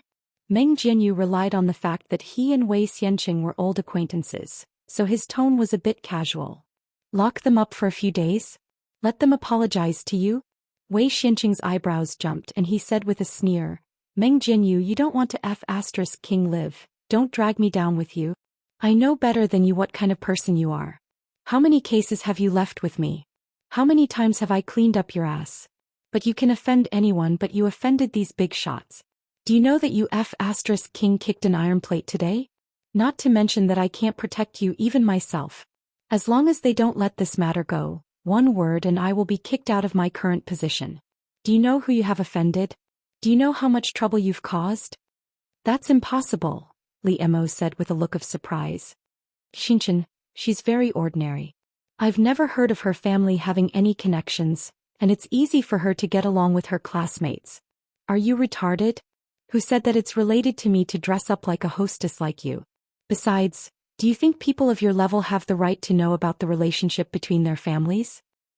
Brother Wei, who's your brother? Meng Jianyu, if you don't want to harm me then don't call me brother. I can't take it. Chief Wei, what kind of background does his family have? Can we finish him off? What kind of background? Wei Xianxia sneered and said, you better not know. I'm just afraid that your small back won't be able to take it. They're still outside and haven't left. If I were you, I'd quickly run out and apologize to them and try my best to smooth this matter over. When they take revenge, I'm afraid you won't even know how you died. Don't you just want to sleep with my sister? Why can't you say it out loud? Fang Yan's face changed and said, how can you think of me like that? I want to sleep with your sister. But that's to protect her. You saw it just now. That person is very powerful. Your sister beat him up like this. What if he calls for revenge at night? Yi sneered and said, does my sister still need your protection? You don't know the situation. Fang Yan said with a serious face. Your sister's body hasn't fully recovered from last time's injury. She jumped so high this time and used her body's true qi. Her body is extremely tired. If I can't stay by her side, her situation will be very dangerous. Fang Yan thought for a moment and added, I also have to transfer true qi to her at any time to prevent her internal breathing from becoming chaotic and damaging her dantian and sea of qi. Do you know what kind of bad effects a damaged dantian and sea of qi will have on us martial artists? Yi shook her head and then nodded. Although she didn't practice martial arts, she was born in an ancient martial arts family and had some basic knowledge of some martial arts. She will die, Fang Yan said in a low voice. Do you think I should sleep with your sister? I know you're lying to me. Yi looked at Yi Ro with uncertainty and said, my sister looks good. Fang Yan shook his head and said, your sister. She's too headstrong. Her body is so fragile but she still pretends not to let you worry about her. Do you know how many times she secretly shed tears these days? Yi punched out and scolded angrily, Fang Yan, you idiot. My sister doesn't cry at all. Really? Fang Yan dodged Ye's attack neatly and said with a smile, how can a woman not cry? My sister doesn't, Yi said proudly. I've never seen my sister cry. That's because she doesn't want outsiders to see her inner weakness, Fang Yan retorted. He walked to Yi Ro and looked at her lovingly and said, let's go eat first? Then I'll buy you some clothes. Just now when Yi Ro was trying on clothes, there was such a conflict. In the end, Yi Ro kicked and ended the farce that made people not know whether to laugh or cry. However, the shop called the police. Fang Yan, Yi Ro and Yi Ro were taken to the police station for interrogation. Although Yi Ro called his father Yi Daoling on the way, and his father immediately sent his secretary Wan Qian to deal with it. However, time was still delayed and Yi Ro couldn't buy a suitable dress. Yi Ro nodded and said, okay. When the three were about to stop a car and leave, Meng Jianyu and Li Mo ran out of the police station. Meng Jianyu quickly ran to Fang Yan and shouted, Mr. Fang. Mr. Fang. Fang Yan looked coldly at the culprit who delayed their time and affected their mood and said, what? You want revenge now? If you want revenge, bring people here tonight. Bring more people. Yi Ro looked at Fang Yan as if she was looking at an idiot. She thought that this guy would really do anything to sleep with his cousin. No, Mr. Fang, you misunderstood. Meng Jianyu waved his hand and said, Mr. Fang, I didn't mean that. I didn't think about revenge. After Director Wei's education, I deeply realized my mistake. I'm here to apologize to you. I drank some wine today and did some stupid things. I'm regretting it now. Mr. Fong, please forgive me this time. I won't make such a mistake again in the future. He reached out to pull Li Mo to the front and said, Li Mo and Miss Yi are classmates. This is really a case of water rushing against the temple of the Dragon King, one family fighting another. Little Mo, you should also apologize to Miss Yi. This matter is all on us. Li Mo looked at Yi Rose strangely as if it was the first day she met her. This girl who dressed in ordinary clothes, did things in an imposing manner, and got along well with her classmates in the class. Yi Xianxia, who was even secretly called a female loser, actually had such a terrifying identity? Even her husband, even a guy like Meng Jinyu couldn't suppress her? She had such a powerful identity and background, why was she so low-key? Li Mo. Meng Jinyu was a little impatient and said in a low voice, quickly apologized to Miss Yi. Li Mo tried to squeeze out a stiff smile, looked at Yi Ro and said, Xianxia, what happened today is my fault. I caused trouble and deliberately wanted to anger you. You are a magnanimous person, don't lower yourself to my level. Yi Ro looked at her coldly and said nothing. She knew that she was not truly repentant. Bullying the weak and fearing the strong was a cancer that grew in her bones. To such a person who was not even a friend, what was there to say? Words like, forgive, should only be said to people who care about you, right? Seeing Li Mo apologize, Meng Jinyu's expression softened a little. He looked at Fong Yan with a smile and said, Mr. Fong, this matter is over? Fong Yan squinted at him and said, Are you afraid of our revenge? Why would I? How could a person like Mr. Fong lower himself to the level of a nobody like me? Isn't that right? Meng Jinyu said and laughed. Fong Yan did not laugh. He looked at him seriously and said, Why wouldn't I lower myself to the level of a nobody like you? The big shots bully me because they think I'm weaker than them. You bullied me before because you also think we are weaker than you. Now that you realize that the situation is not right, that you have hurt yourself from kicking yourself, and then you boast that you are a nobody, I hope that we, who are big shots in your heart, will not lower ourselves to your level. Mr. Fong, that's not what I meant, I can compensate. When you bully others, you're arrogant and willful, but you don't give up on bullying me just because I'm a nobody. Instead, you look down on me even more. You're like a vicious dog. When you're young, you can only bully animals that are weaker than you. When you grow up to be a strong dog, you'll bully even more animals that are weaker than you. You won't become kind and restrained just because you're strong. Instead, you'll become even crazier and more savage. Mr. Fong, this is really a misunderstanding. So why should I give you a chance to become a stronger dog? Fong Yan looked at him with a smile and said, Go back. When you go back, you will find that you have become nothing. Chapter 729. Shaojiangnan. It was the most popular Hangzhou cuisine in Yanjing. Yi Ro liked to eat light food, so Fong Yan chose this place for dinner. At the dinner table, Yi Ro looked at Fong Yan with a puzzled face and said, Are you really going to make Meng Jinyu lose everything? A man should keep his word. Fong Yan leaned over to Yi Ro and studied the menu with her.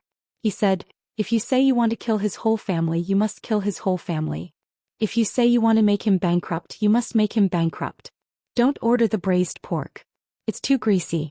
The bamboo fish here is good and the fish soup is very delicious. I think you will like it.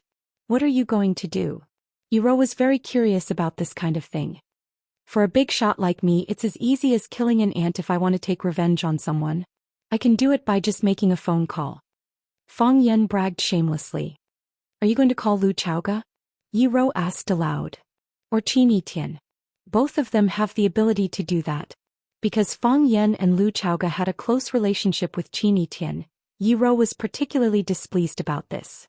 She thought Fong Yan was a scumbag who played around with girls. Fong Yan said without raising his head, Why do I have to call them? I can call Lu Shulon Valley. Fong Yan did call Lan Shulon Valley. He believed that Lan Shulon Valley would understand what he meant and solve the problem neatly. He also hesitated to let Lu Shu handle this matter, but Lu Shu's means were dirtier and more vicious. It would hurt the harmony of the world. In the end, he still gave Meng Jinyu a chance to live. Lan Shulon Valley and Lu Shu were his partners and also two of his capable men. Their characters were both extreme. One seemed to be generous, but in fact he was good at moderation. He could easily wander between the Lan family and himself, and he was a rare handsome man. Lu Shu's temperament had changed greatly. He looked gloomy but was cruel in his bones. If he hardened his heart to deal with someone, that person would probably be in a state where they could neither live nor die. But the people you really trust are Lu Chaoga and Qin Tian. Men will naturally believe in women who treat them well. Then shouldn't I trust your sister even more? Fang Yan ordered 2 more snacks and told the waiter to place the order. He looked at Yezi and said, "Why don't you ask your sister to kill Meng Jianyu and his little lover? Do you have a bad relationship with people in school? Why are even your classmates targeting you? When I was teaching in school, both teachers and students liked me very much. I was the school idol of Rosefinch Secondary." "Keep bragging." Yi sneered and said, "Many people didn't like you when you went there just now, right? Also, don't think I didn't notice that you were deliberately changing the topic." "How is this possible?" Fang Yan immediately retorted, "When I just went there, they just didn't know me, so they didn't like me. When they know what kind of person I am, I want to hit you." Yi interrupted Fang Yan's bragging and said, "I know everything about you. My father has your information on his desk." Fang Yan looked at Yi Rou and said with a smile, "You see, your family is still investigating me. They want to see if I'm qualified as a son-in-law."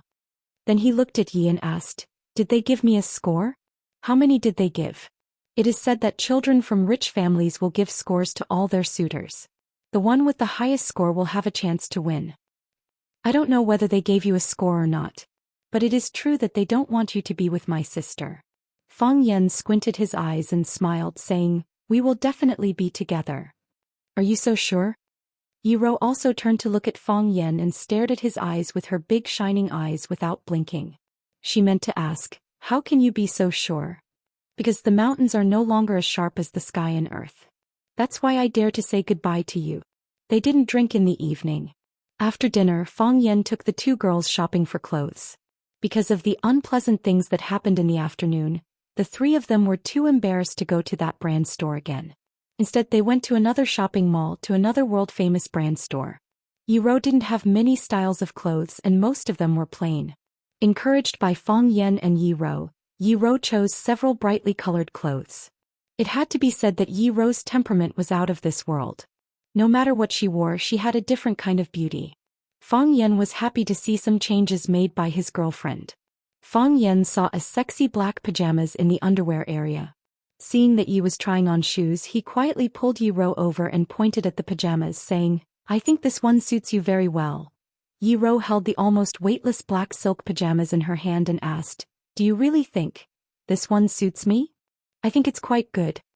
Fang Yan said seriously, "And you didn't bring your pajamas this time. You need to buy a pajamas. Otherwise, what will you wear at night?" Yi Rou nodded and said, "Since you think it suits me, then buy it." Okay, I'll pay for it." Fang Yan nodded excitedly and said, "It looks more suitable for you, doesn't it?" Yi Rou whispered behind him. "How come?" Fang Yan was scared and quickly denied, saying, "This one is too small for me to wear." When they came out of the shopping mall, the whole city was brightly lit and had entered the carnival season at night. Yi Rou held Yi Rou's hand and refused to let go, saying that she would take her to meet her friends. Fang Yan held Yi Rou's hand again and refused to let go, saying that he would go wherever Yi Rou went. So the 3 of them took a car together to a club called Elegant Gentleman. Yi Rou was obviously a regular here. When they arrived at the door, someone greeted them. The receptionist in a red Han costume seemed to be familiar with Yi Rou. She said with a smile, "Miss Yi, Child Qin and others are waiting for you at the Butterfly Loves Flower House." Yi Rou nodded and explained to Yi Rou beside her, "Qin Feng is a guy from our academy. His father works in the Ministry of Finance." Yi Rou nodded as if she remembered Qin Feng's identity and didn't care about these things at all. This elegant gentleman's club was built in the classical Wuxia style. It was mainly made of wood and decorated with halls, terraces, pavilions, rockeries and stones. The waiters inside all wore long robes with wide sleeves, looking like a relic of the Wei and Jin dynasties. The fragrance of tea permeated the air and the music was pleasant. It looked like a very elegant place indeed. Nowadays, people in the city were interested in novelty. Some places that were nostalgic or full of primitive and wild flavor were popular and sought after. For example, the beast hunting garden in here. The waitress did not take Fang Yan and others to the box first. Instead, she took them to a very secluded place to change clothes. Fang Yan looked at Yi Rou with a puzzled face. Yi Rou said, "Just listen to her arrangement. Fang Yan was taken to a separate locker room. The beautiful waitress said with a smile, "Sir, do you need to take a bath first?" "No need." Fang Yan stared at her vigilantly and said, "What do you mean? I tell you, don't have any bad ideas about me. Came with my girlfriend. The one in black just now is my girlfriend. She's good at fighting." "Sir, you misunderstood. This is a formal place." The waitress explained with a smile, "The reason I asked you to take a bath first is that you can better feel the smell of incense later." "Incense? Sir, aren't you here to eat?" Fang Yan thought about it and said, "Okay. I'll listen to your arrangement. I'll take a bath first." Fang Yan went into the bathroom to take a bath. When he came out, the waitress had prepared a white Han costume for him. Fang Yan felt a little strange in this dress, but he was not unfamiliar with this style.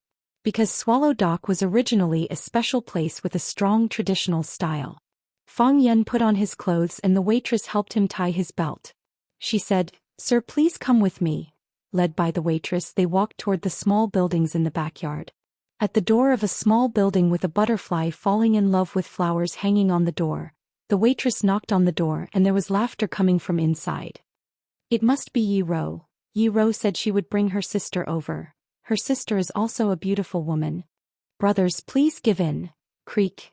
The wooden door was pushed open from the inside and a man in a black Han costume stood at the door with a smile on his face. He opened his mouth to speak, but when he saw Fang Yan behind the waitress, the smile on his face instantly froze. He looked at Fang Yan and asked, "Who are you looking for?" Fang Yan looked at him with a smile and said, "Are you a friend of Yi Ro?" "Yes." "Who are you?" The man stared at Fang Yan more vigilantly. "I am Yi Ro's brother-in-law." Fang Yan said with a smile. "Her sister is my wife. They went to change clothes and haven't come back yet, right? Yi Ro asked me to come over first and get to know you." The man hesitated for a moment, moved aside and said, "Since you are Yi Ro's brother-in-law, please come in." "Thank you." Fang Yan said with a smile. He walked barefoot into the wooden house, where more than a dozen people were sitting on the ground. There were men and women among them and they all looked very young. Tea was brewed on the tea table, and 2 sticks of incense were lit in a copper censer on the table. This kind of fragrance was elegant and fragrant, but not strong enough to make people dizzy. It smelled good spices. Outside, some invisible rich people liked to eat fragrance, and good spices were hard to find. There was even a saying that 1 ounce of agarwood was worth 100 ounces of gold. However, the arrival of Fang Yan suddenly broke the lively atmosphere of the scene. Everyone looked at the intruder with a strange expression. Chapter 730. You could never wake up a person who pretended to be asleep, and you could never defeat a thick-skinned person. After Fang Yan sat down, everyone's eyes were fixed on him. No one was familiar with him and they didn't know what to say when they met him for the first time. They could only look at each other in awkward silence. Fang Yan looked indifferent. He picked up the teacup in front of him and carefully tasted the high-quality Da Hong Pao tea. Anyway, he was just an accompanying guest, an inconspicuous but important green leaf beside Yi Wen and Yi Wen Ro. This was his position in his heart. Qin Feng was Ye's pursuer and the organizer of this party. Although he didn't like Fang Yan, he also knew that since this person was brought here by Yi, he was naturally valued by Yi. If he had a close relationship with Yi, thinking that he might have a close relationship with Yi, Qin Feng didn't have a good impression of Fang Yan. Brother-in-law? Brother-in-law? So what? How did that sentence come about? Wasn't a sister-in-law the intimate little cotton-padded jacket of a brother-in-law? However, he still had to put on a good show. Qin Feng looked at Fang Yan and asked with a smile, "Sir, what's your name?" "Fang," Fang Yan said with a smile. "Oh, Mr. Fang, are you really Ye's brother-in-law?" "Yes." Fang Yan nodded with absolute certainty. Ye's sister was Yi Wen Ro. If he wasn't her brother-in-law, who else could be her brother-in-law? "I've long heard from Yi that she has a beautiful sister who is as beautiful as a fairy, but we haven't had the chance to meet her. This time she said she would bring her sister to Yanjing for a trip, so we wanted to do our duty as hosts." Qin Feng had a square face and looked a little serious when he wasn't smiling. But when he smiled, he looked kind and honest. From his face, he didn't look like a treacherous person. He pointed to the 2 young men who were also wearing long robes sitting opposite him and said with a smile, "Zhang Quan and Li Weiguo wanted to perform well tonight, and maybe they would have a chance to win the beauty's heart. but they didn't expect that the beauty already has a boyfriend. Speaking of which, it really makes me sigh. Li Weigua had a delicate face and looked gentle. He was drinking tea with a teacup in his hand. After hearing Qin Feng's words, he pretended to be angry and retorted, "Qin Feng, your words are biased. In this room only Zhang Quan and I want to win the beauty's heart? Before Yi and the others came, who was the one who wanted to perform well?" Qin Feng laughed and said, "Didn't you say you two were the loudest?" Qin Feng and said, "Are you?" Li Weigua looked at Fang Yan and asked, "What do you do, Mr. Fang?" Fang Yan thought for a bit, then said, "I used to be a teacher." Heh. Li Weigua grinned and said, "So it's teacher. It's a good job, the future of our country is in your hands." Li Weigua said, "This job is good." But the contempt in his eyes was not concealed. No matter how much they wanted their children to hide their strengths and bide their time, they would not let them become teachers. Those without talent could not do it, and those with talent would not want to be trapped in a 3-foot platform. Therefore, from Fang Yan's profession, it could be concluded that this guy had no background or money. Since Fang Yan's identity had been classified, the people at the scene talked freely and unscrupulously. "Mr. Fang, is this your first time here?" Zhang Quan asked with a smile. It was said that Fatso had a lot of tricks. Although Fatso smiled innocently, his hidden shrewdness could still be seen through his flickering eyes. "This is my first time." Fang Yan nodded frankly and said to the people present with a proud look, "If it wasn't for your invitation, I wouldn't have known there was such a good place in Yanjing. Most of the buildings here are in the style of the Wei and Jin dynasties. Although there are some changes, it doesn't affect the overall atmosphere here. This place is different from other clubs. We don't drink or sing, and we don't ask for hostesses. Everyone bathes in incense and gathers. There are also poetry gatherings where some eminent monks and famous scholars are invited to give lectures. Of course, this is only possible if you are lucky enough to meet them," Qin Feng explained with a smile. "There are exceptions," Zhang Quan said with a teacup in his hand. "If you are a member of the Elegant Club, you can receive an invitation in advance. Mr. Fang, do you want to apply for a membership card here? The price is not expensive. It only costs more than 300,000 yuan a year. Qin Feng and Mr. Zhong of the Elegant Club are old friends. If he helps you to greet them, you can get a discount." Fang Yan waved his hand and said, "Thank you for your kindness. I rarely use incense. It's fine to feel it occasionally. You don't want to apply for a membership card? Of course you don't have money. Feeling it occasionally is fine. That's shamelessly asking for incense. For parties like theirs, sometimes they bought the incense from the club and sometimes they brought it for themselves." A freeloader like Fang Yan was looked down upon by others. Of course, because of the relationship between Fang Yan and Yi, they naturally wouldn't attack Fang Yan for being poor. How could they talk about money? If they talked about money, they would appear to have no quality and style. But they could attack Fang Yan for being uncultured. They wanted to use their profound knowledge to conquer Fang Yan. They wanted him to clearly understand the gap between them and himself. They wanted him to be ashamed of himself and to not show his face. So, Li Weigua suppressed his excitement and asked a very stupid question. "Mr. Fang, did you use incense before?" Fang Yan held the teacup and carefully looked at Li Weigua's expression. It seemed that he was thinking about something very important. After a long time, he nodded and said, "I used incense." "That's great." Li Weigua applauded and laughed, saying, "I didn't expect to meet a kindred spirit today." Li Weigua pointed to the copper incense burner in the middle of the table that was emitting pale white smoke and asked, "Mr. Fang, do you know what incense is burning in this burner?" Yi and Yiro also changed into wide robes with big sleeves. Yiro chose plain white. White and black were her favorite colors. Yi chose cyan like the weeds in spring, looking full of youth and very bright and lovely. Yi looked at Yiro in the white robe and couldn't help but praise her, saying, "Sister, you look so beautiful in the Han costume, just like a fairy." Yiro smiled silently. He was very fond of her sister. She touched her sister's hair and said, "How can there be a fairy in the world?" "You are." Yezi said proudly, "I heard from my father that if you succeed this time, you will become a fairy. Sister, although I don't know what the way of heaven is, it must be something great to make my father and my uncles so excited. You have always been the most powerful. Not only in our Yi family but also in Swallow Dock. You are very powerful in the whole Wuxia." Yiro thought for a moment and said, "Fang Yan is also very powerful, sister," Yiro complained. "Do you like to speak up for him so much? How is he powerful? How can he be compared with you? He is really powerful. Yi Rou pulled Yi Rou to sit down on the rattan chair and said seriously, do you know he has the heart of Tai Chi? Yes. Yi Rou nodded. So what? Didn't you still beat him black and blue like a pig? Yes, this was Yi Rou's understanding of Feng Yan. Not only Yi Rou but many others also thought that Feng Yan's kung fu was just SOSO. The heart of Tai Chi? The name sounded powerful but he was still beaten black and blue by Yi Rou. In this way, it proved that the heart of Tai Chi was actually a fake product, which was deliberately mystifying by the Fangs. However, they had never seriously thought that Feng Yan's opponent was Yi Rou, who was known as the once-in-a-century genius of Swallow Dock. Because Yi Rou was so powerful, it seemed that Feng Yan was not powerful at all. He is better than me, Yi Rou said softly. She was not used to talking to people loudly. Even the people closest to her talked to her in a flat and expressionless manner.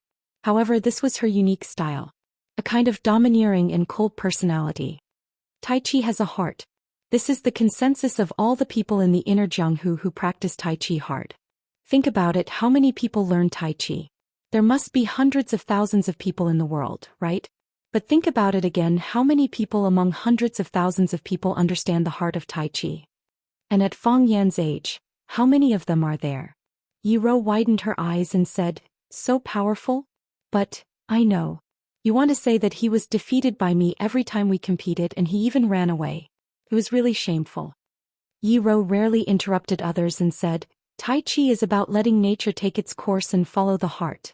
But what was Feng Yan's heart? At that time he couldn't find his heart at all. But I know that his heart was not as simple as defeating me. What was the point of defeating me? What was the point of defeating a woman? Just like Bai Xiu was always unwilling to fight with me, Feng Yan also thought that it was not necessary to fight with a woman until both of them were defeated. Humph! Yi Rou sneered and said, those annoying guys. So what if she was a woman? They couldn't defeat a woman. Damn the sand pig doctrine. So at that time Feng Yan had been holding back. Yi Rou lowered her voice and even her eyes became extremely soft. I hit him hard again and again to force him to use his full strength, but he still didn't do his best. Yi Rou was surprised and said in a low voice, so Feng Yan had already started to hit on you at that time, he did it early. Chapter 731. This person is too scheming. Yi Rou drew such a conclusion from Yi Rou's story and said angrily, I couldn't see it before. I thought he always opposed you because he didn't like you. Now I know that everything he did was to attract your attention. Sister, why is this guy so scheming? How old was he at that time? He only knew how to pick up girls. Yi Rou didn't expect that you would have a different understanding of Feng Yan after she explained the situation in the past to Feng Yan. Anyway, in her eyes Feng Yan was not a good person. But you were already very beautiful at that time. There are many boys in Swallow Fort who like you. It's just that you don't care about them. That Feng Yan is always glaring at you, picking on you whenever there's a problem, looking for trouble whenever there's a problem. Instead he keeps loitering in front of you. This method of picking up girls is so old-fashioned. I didn't expect it to be so effective. At that time Feng Yan didn't like me, Yi Rou said aloud. Why didn't he like you? Why didn't he like you? Yi Rou said angrily. After a pause she gritted her teeth and said, I know the person he liked at that time was Phoenix. What's so good about that woman in Yushao? She's not as beautiful as you. Yi Rou shook her head and said, everyone has their own eyes when it comes to liking. How can there be a standard? There is. Yi Rou said proudly. She pointed to her little face and said, everyone likes me. That's because you're cute, Yi Rou said. I'm cold and always like to hit people. Sister, do you know? You're the cutest when you're cold and hitting people. When you and Feng Yan competed in martial arts, I would be there as long as there was a chance. That's because I think you're the coolest when you beat Feng Yan until he begs for mercy. You're so cool. Even if he knows the heart of Tai Chi, it doesn't prove that Feng Yan is better than you. Yi Rou insisted on her point of view and said, Sister almost succeeded in climbing the heavenly law. Why didn't he? It proves that he's still not as good as you. He had the heart of Tai Chi at a young age and was already the best disciple of Tai Chi because of his father's death. He observed mourning for 3 years. After he went out, he comprehended the light of Taiji. Only with benevolence and compassion could one have the heart of Taiji.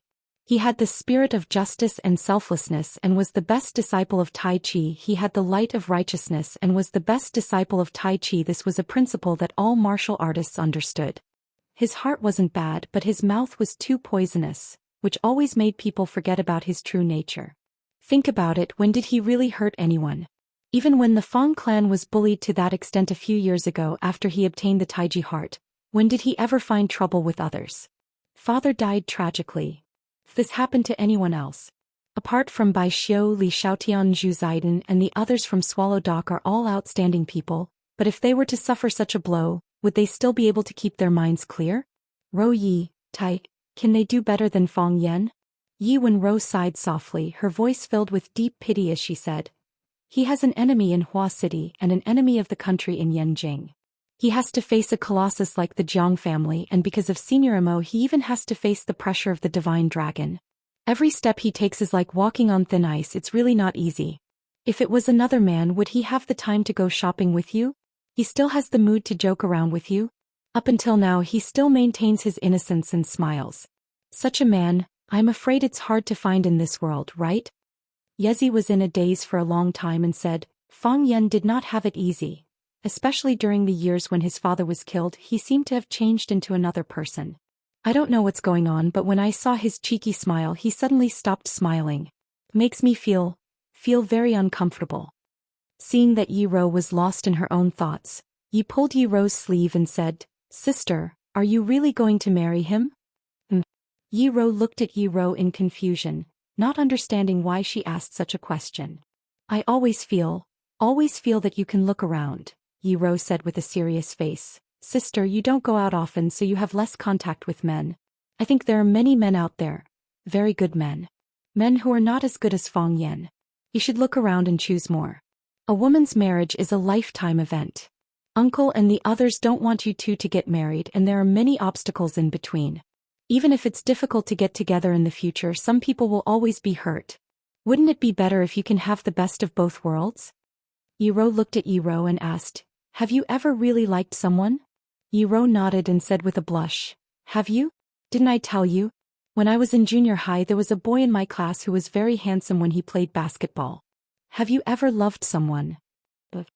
Yi Ro's expression was a little confused. What kind of feeling could be called love? If you are willing to live and die with someone for the rest of your life, you won't feel bored. Yi Ro said. Except for him no one else can.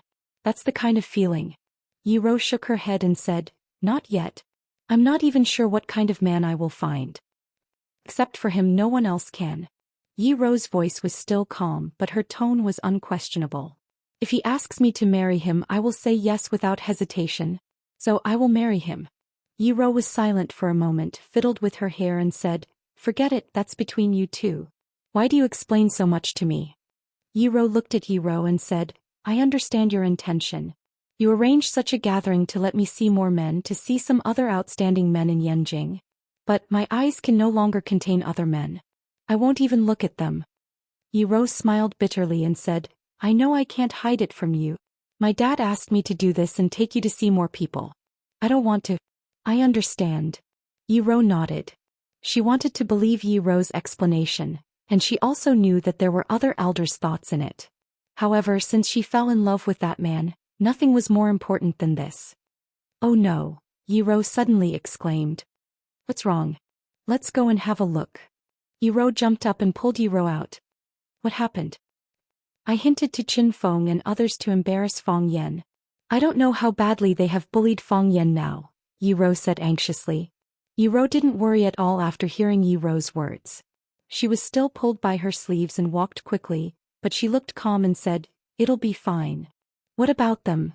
Yi Ro smiled slightly. She didn't believe that anyone could bully Fang Yan. They walked quickly and came to the Butterfly Loves Flowers box under the guidance of the waiter. As soon as they arrived at the door of the box, they heard Fang Yan's voice coming through the wooden doors and windows. The heart of wood is placed in the water. Those that can sink in the water are called agarwood, and those that can sink with the water are also known as water sinks. Those that are half sunk are called plank incense. Those that are not sunk are called yellow ripe incense. It's recorded in the Compendium of Materia Medica, not by me. The most precious agarwood is agarwood, which is also divided into different grades. Japanese subdivided into 5 grades such as white agarwood, red agarwood, yellow agarwood, purple agarwood, black agarwood, and many other names. Agarwood is often not available for money nowadays. It is said that the grade of agarwood is based on the comfort of the taste, and white agarwood is the highest. Of course, I haven't tasted this kind of white agarwood before. The most used one is purple agarwood. After agarwood is red earth agarwood. Those that grew in yellow-colored yellow soil were called yellow soil agarwood. Those that grew in red-colored red soil were called red soil agarwood. And those that grew in brownish-black soil were called black soil agarwood. What was burning in the copper stove should be red soil agarwood. If I'm not wrong, it should be the relatively rare red earth agarwood. Which place has the best red earth agarwood? Someone asked aloud. It could be heard that the voice of the person who asked the question was very humble. It seemed that he had accepted Fong Yan's identity as a fake expert. The red earth agarwood of Phu Sinh in Vietnam is the highest grade, just like the wine of the Bordeaux region. It has a symbolic meaning. When we drink outside, when we hear that it is the red wine of the Bordeaux region, we all feel that it is a grade higher than other wines.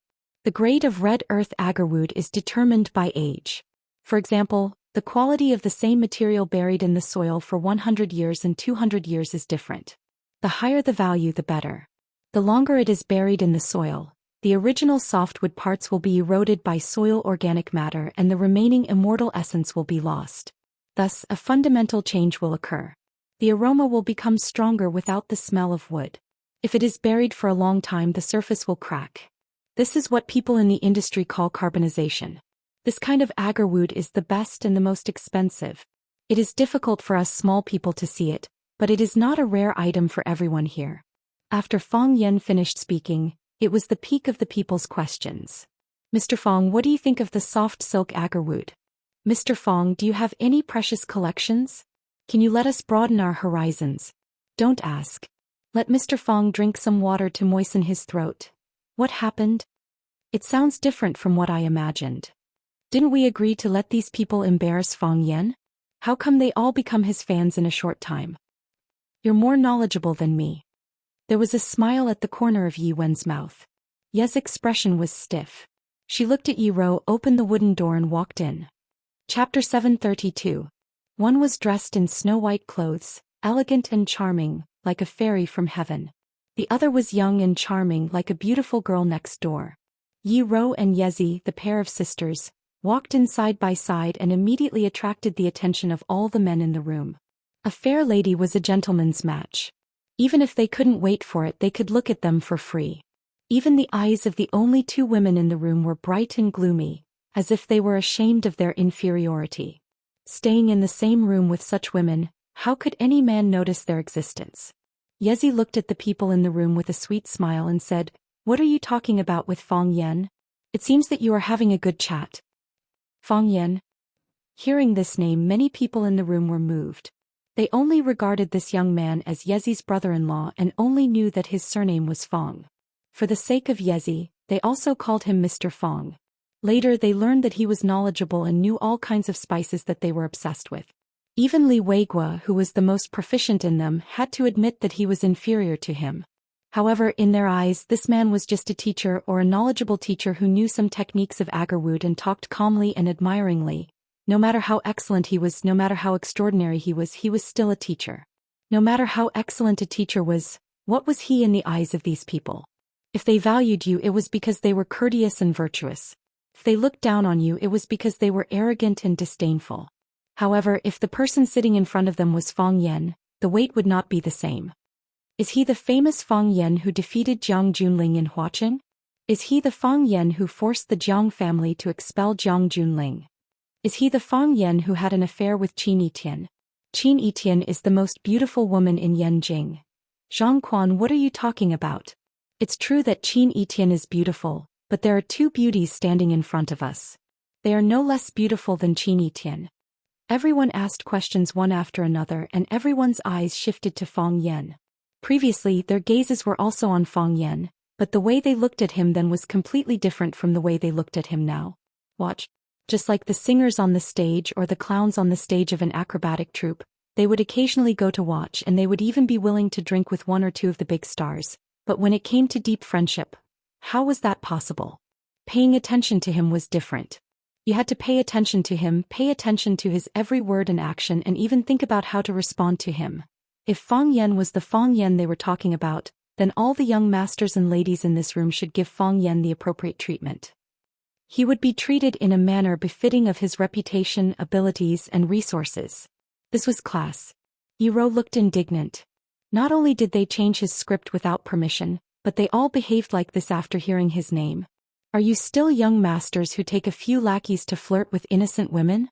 Yiro looked calm and indifferent, but her eyes were fixed on Fang Yan's face from beginning to end. Even if her eyes occasionally moved to other places, her mind was still on Fang Yan. As she said, since she fell in love with Fang Yan, she would not look at other men. She liked the state. She liked people to pay attention and respect to Fang Yan. It was not that she was vain. She just thought, if others treated Fang Yan like this, it would prove that her husband was excellent and powerful. Well, okay, she was still a little vain. She liked to see Fang Yan being looked at like that. She did not want the man she liked to be despised and looked down upon, which was even more unacceptable than being despised and looked down upon herself. In fact, with her current state of mind, she did not care about being despised and looked down upon. Fang Yan squinted his eyes and smiled. Looking at Qin Feng and the others in front of him, he cupped his hands and said, I'm Fang Yan, Feng as in square, Yan as in two fires. I do have some conflicts with Jiang Junling, and Qin Etian can be considered as my old acquaintance. However, he is not as powerful as you said. He is just a poor man who was bullied by a woman and moved to Huaqing to be a teacher. Hearing Fang Yan's self-mockery, everyone present burst into laughter. Yiro blushed. Obviously, she did not expect that Fang Yan would make fun of her. However, she felt sweet in her heart. Because Fang Yan had closely connected her with him, she was the heroine of this incident. She really liked this feeling. Was this what it meant to be in love? Since there was no point of reference, she couldn't tell. However, she liked this feeling. She was very satisfied. Although everyone was smiling on the surface, waves were surging in their hearts. Indeed, this Fang Yan was the Fang Yan they were talking about. This Fang Yan had dealt with the 4 young masters of Huaqing who were rather famous in Beijing. It was said that the Lanshan Valley, which was based in Beijing, had become his loyal supporter. The Huaqing's lover, Lu Shu, had become a mad dog beside him. The Jiang family was the most miserable. Not only had their family been destroyed, even Jiang Zhulu, the most famous of the 4 geniuses, had become a prisoner. Even if these people's status and background far surpassed the current Fang Yan, who would be willing to be enemies with such a guy with such a glorious battle record? Qin Feng was a free and easy person. Moreover, he wanted to show off in front of Yiro. Hence, he took the initiative to apologize to Fang Yan. Although they didn't make things difficult for Fang Yan earlier, there was indeed a layer of enmity between them. For smart people like them, this kind of thing could be seen with a single glance. It was better for them to resolve it. Fang Yan waved his hand and said, I'm just a small character with a small nose and small eyes. What's there to not recognize? We didn't know each other before, but now we know each other, right? We're all friends from now on. Because they heard that Fang Yan was the first to snatch Yiro's sister, Li Weiguo and Zhang Quan were the most hostile toward Fang Yan.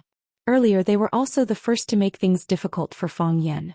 Now that Qin Feng, who was the hidden leader among them, had apologized to Fang Yan, the two of them immediately followed suit.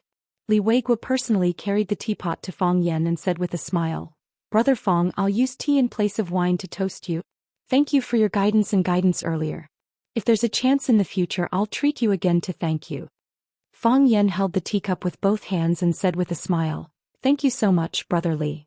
Zhang Quan also looked at Fang Yan with a smile and said, Brother Fang is a person who really understands incense. I still have a few boxes of good incense here. Although they're not as rare as agarwood, they're also the best red earth incense. You can take 1 box back to have a taste later. If you like it, I'll supply it all year round. The crowd shouted and asked why Fang Yan could supply it all year round, but they could only have 1 box each. Wasn't this too unfair? These young masters and ladies were all slick people. If they wanted to make friends with someone, they would naturally be happy and harmonious. Bathing and changing clothes, drinking tea and eating delicious food, chatting and then having a good sleep. Wouldn't that be great? Except for a few who had to go back, most people slept in this elegant club at night. Most of them were members of this elegant club. The club provided extremely comfortable and luxurious rooms for these members to rest in. Qin Feng walked to Yi and asked if they would stay at night. Yi hesitated, thinking that he would be nagged by his father if he went back. It was better to stay in this elegant club for one night than to get a room in a hotel. So he nodded and said, "We'll stay as well." Qin Feng asked someone to prepare 2 room cards and said, "These are the rooms prepared for you." Fang Yan took the room cards and gave one to Yi. He said, "You use one room. Your sister and I will share one room." Yi Rou's expression was slightly bitter, but she didn't say anything. Yi glared at Fang Yan fiercely, but she didn't expose the fact that Fang Yan and Yi Rou were just a couple in front of everyone. Other people wouldn't find anything wrong because when Fang Yan entered the room, he introduced himself as, "I'm her brother-in-law."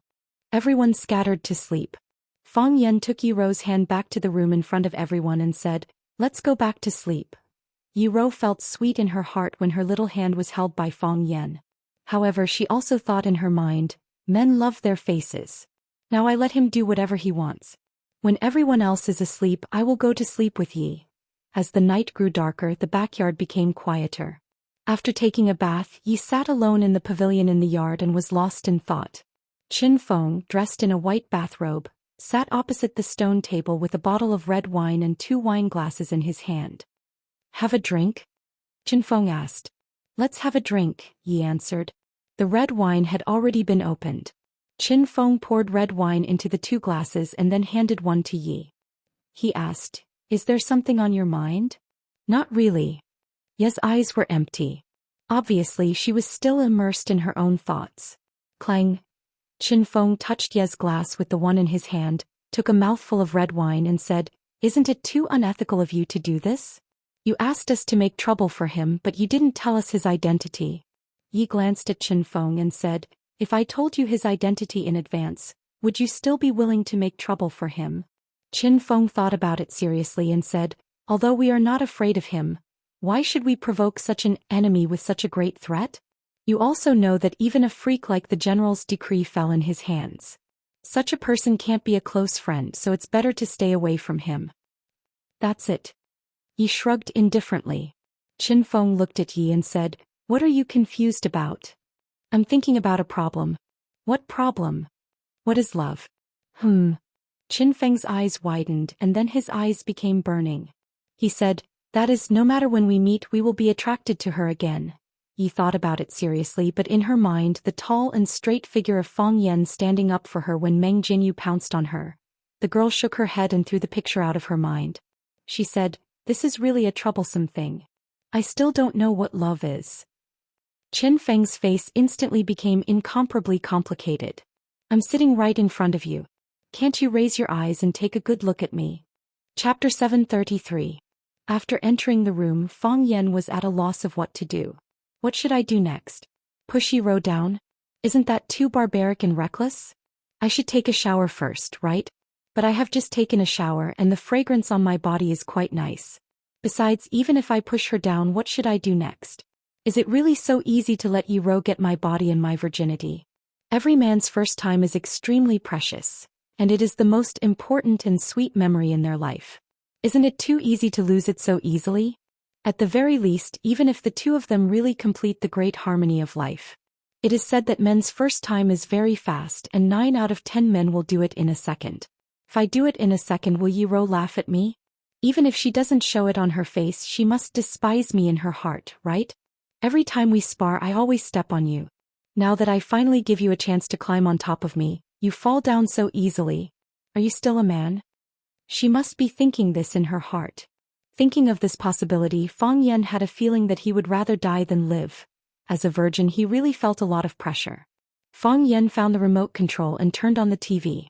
The TV screen was showing Animal World and 2 leopards were mating. Fang Yan grinned, but he soon restrained himself. She wouldn't think that I was hinting at something, would she? Fang Yan didn't want to appear too wretched and he didn't want to change the channel. So he asked Yi Rou, "What do you want to watch?" Yi Rou walked to the living room and sat down, saying, "Anything." This question was too clever and perfunctory. It was useless to ask. Fang Yan put down the remote control, looked at Yi Rou and said, "Let's talk for a while." Yi Rou looked at Fang Yan strangely, thinking, Aren't we talking all the time? However, she still nodded obediently. Yiro had a cold personality and didn't like to talk. Moreover, if someone touched her bottom line, she wouldn't hesitate to punish them severely. But when she was alone with Fang Yan, her docility and obedience could melt anyone's heart. Fang Yan sat down beside Yiro. He thought for a moment and moved closer to her. After some thought, he moved closer. When their bodies were close to each other, he could feel the softness of Yiro's body and smell the fragrance of Yiro's breath. He couldn't help holding Yiro in his arms and covering her mouth with his. He thought it was more direct to communicate in this way. Besides, this wasn't the first time they had come into contact with each other. Yiro's lips were soft and her tongue was sweet. Although she wouldn't respond too intensely when kissing, she wouldn't bite off Fang Yan's tongue like the first time. Besides, her body was much softer now, unlike the previous few times when her entire body was stretched taut like a tree stump. Now her body was still a little stiff. Experienced people could see that Yiro was a little nervous, but Fang Yan wouldn't care about it at this time. All of this was because he was also very nervous. Men were not easily satisfied. He kissed Yiro's lips and then began to grope her breasts. Fang Yan always wanted to do this before, but he didn't dare to. He was afraid of being beaten. Today was the best time and the best time. He was in another city, not in the Swallow Fort where people were constantly monitored and suppressed. After shopping for a day, he went to the police station, bought a lot of clothes, took a bath, drank good tea and smelled good fragrance. The room was elegantly decorated, very stylish and romantic. On this starless and moonless night, Fang Yan felt it was time for him to become a diligent man and start to kill monsters and level up. This was something he had never done before. He was also going to climb to a new height, a new world that he had coveted for a long time. It was said that men were born with an abnormal attachment to women's breasts because the first mouthful of food they ate came from them. A woman's breasts were children's tableware, but most of the time they were men's toys. They could play with them for a lifetime without getting tired. Yiro was thin, but her breasts were round and plump. Unlike those giant breasts that were on the verge of collapse as if two rabbits were stuffed into their clothes, they were firm and well-proportioned. They were neither too big nor too small, which complemented her appearance and temperament. Fang Yan wanted to touch Yiro's breasts. Of course, he was a little rude to say so. However, this was the thought that men would have when they saw the goddess they loved. For many people, they would be happy to accept even if she was a little ugly and had a little bigger breasts. Fang Yan straightened his back and slightly distanced himself from Yiro's body. Yiro opened her closed eyes slightly as if she had realized something. She closed her eyes again and took the initiative to stick her body to Fang Yan's chest. Yiro began to resist, although her way of resistance was unusually gentle. Resistance is a normal reaction. Fang Yan encouraged himself in his heart. It's not that she doesn't like you, but she hasn't gotten used to being touched by you. She's just shy. When Fang Yan thought of this, he distanced himself from Yiro's body again. However, Yiro quickly stuck her chest to Fang Yan's chest again. Their bodies were so tightly pressed that nothing could get through. Fang Yan secretly felt sorry for his right hand. He thought, "Brother Right, I'm sorry that you've been wronged. Your treatment is far worse than my chest." Therefore, Fang Yan suddenly pressed Yiro under the sofa with all his strength. Fang Yan's body was on top of Yiro's. He greedily kissed her and reached out to catch the softness. As soon as he touched it, Yiro opened her eyes and stared at Fang Yan without blinking. Fang Yan touched it, but Yiro didn't hit him. Fang Yan touched it again, but Yiro still didn't hit him. Fang Yan grabbed the softness and touched it several times, but Yiro still didn't hit him. Fang Yan thought for a while and discussed with Yiro in a low voice. "Can you close your eyes? Or I'll cover your eyes with something. I'm very nervous when you look at me like this.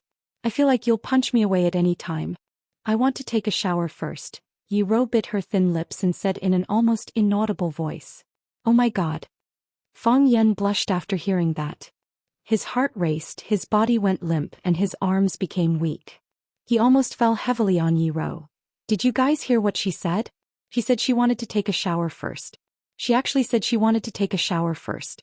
Fang Yan was so excited that the muscles on his face twitched. What will happen after taking a shower? Although Fang Yan is still a virgin, he's not an idiot. Isn't that what we all know? Of course, Fang Yan had the demeanor of a general. He couldn't be too obvious or women would think he was too lascivious. He also couldn't be too flustered or women would think he was too frivolous. He had to be elegant and calm. He had to show that he often got a room with women and that he was familiar with this kind of thing. Oh no, he couldn't show the last one. Fang Yan climbed up from Yi Rou's body and pulled Yi Rou up as well. He looked at her pretty face tenderly and said in a low and magnetic voice, "Wait a minute, I'll go get the water for you." Fang Yan thought it was best to take a couple's bath first. Because he suddenly remembered that he had never taken a couple's bath with someone, but he often took a bath with a man. When he was young he would jump into the stone river with Zhu Xian and Li Xiaotian from time to time. Especially in the summer he would soak in the stone river for a while almost every day. He also took a bath with Fang Yingying and Fang Haohen. Thinking of their figures, Fang Yan didn't want to think about it anymore. He was very satisfied with this point. He was not only a flirting man, but also a king straight man. In this era where gay sex was the norm and men hooked up with men, it was really rare that the person he liked was a woman. Fang Yan stood up and walked toward the bathroom. He turned on the boiling hot water and carefully rinsed the bathtub twice. Then he drained the dirty water and began to put in warm water for a bath. He tested the temperature and poured the bottle of essential oil into the bathtub. "It's done," Fang Yan shouted. He walked toward the living room and said as he walked, "You can take a bath now." There was no one in the living room. Yi Rou was nowhere to be found. Obviously, Yi Rou had sneaked away when Fang Yan was busy turning on the water in the bathtub. There was a note on the table with a few beautiful words written on it. "I said go back to your room to take a bath."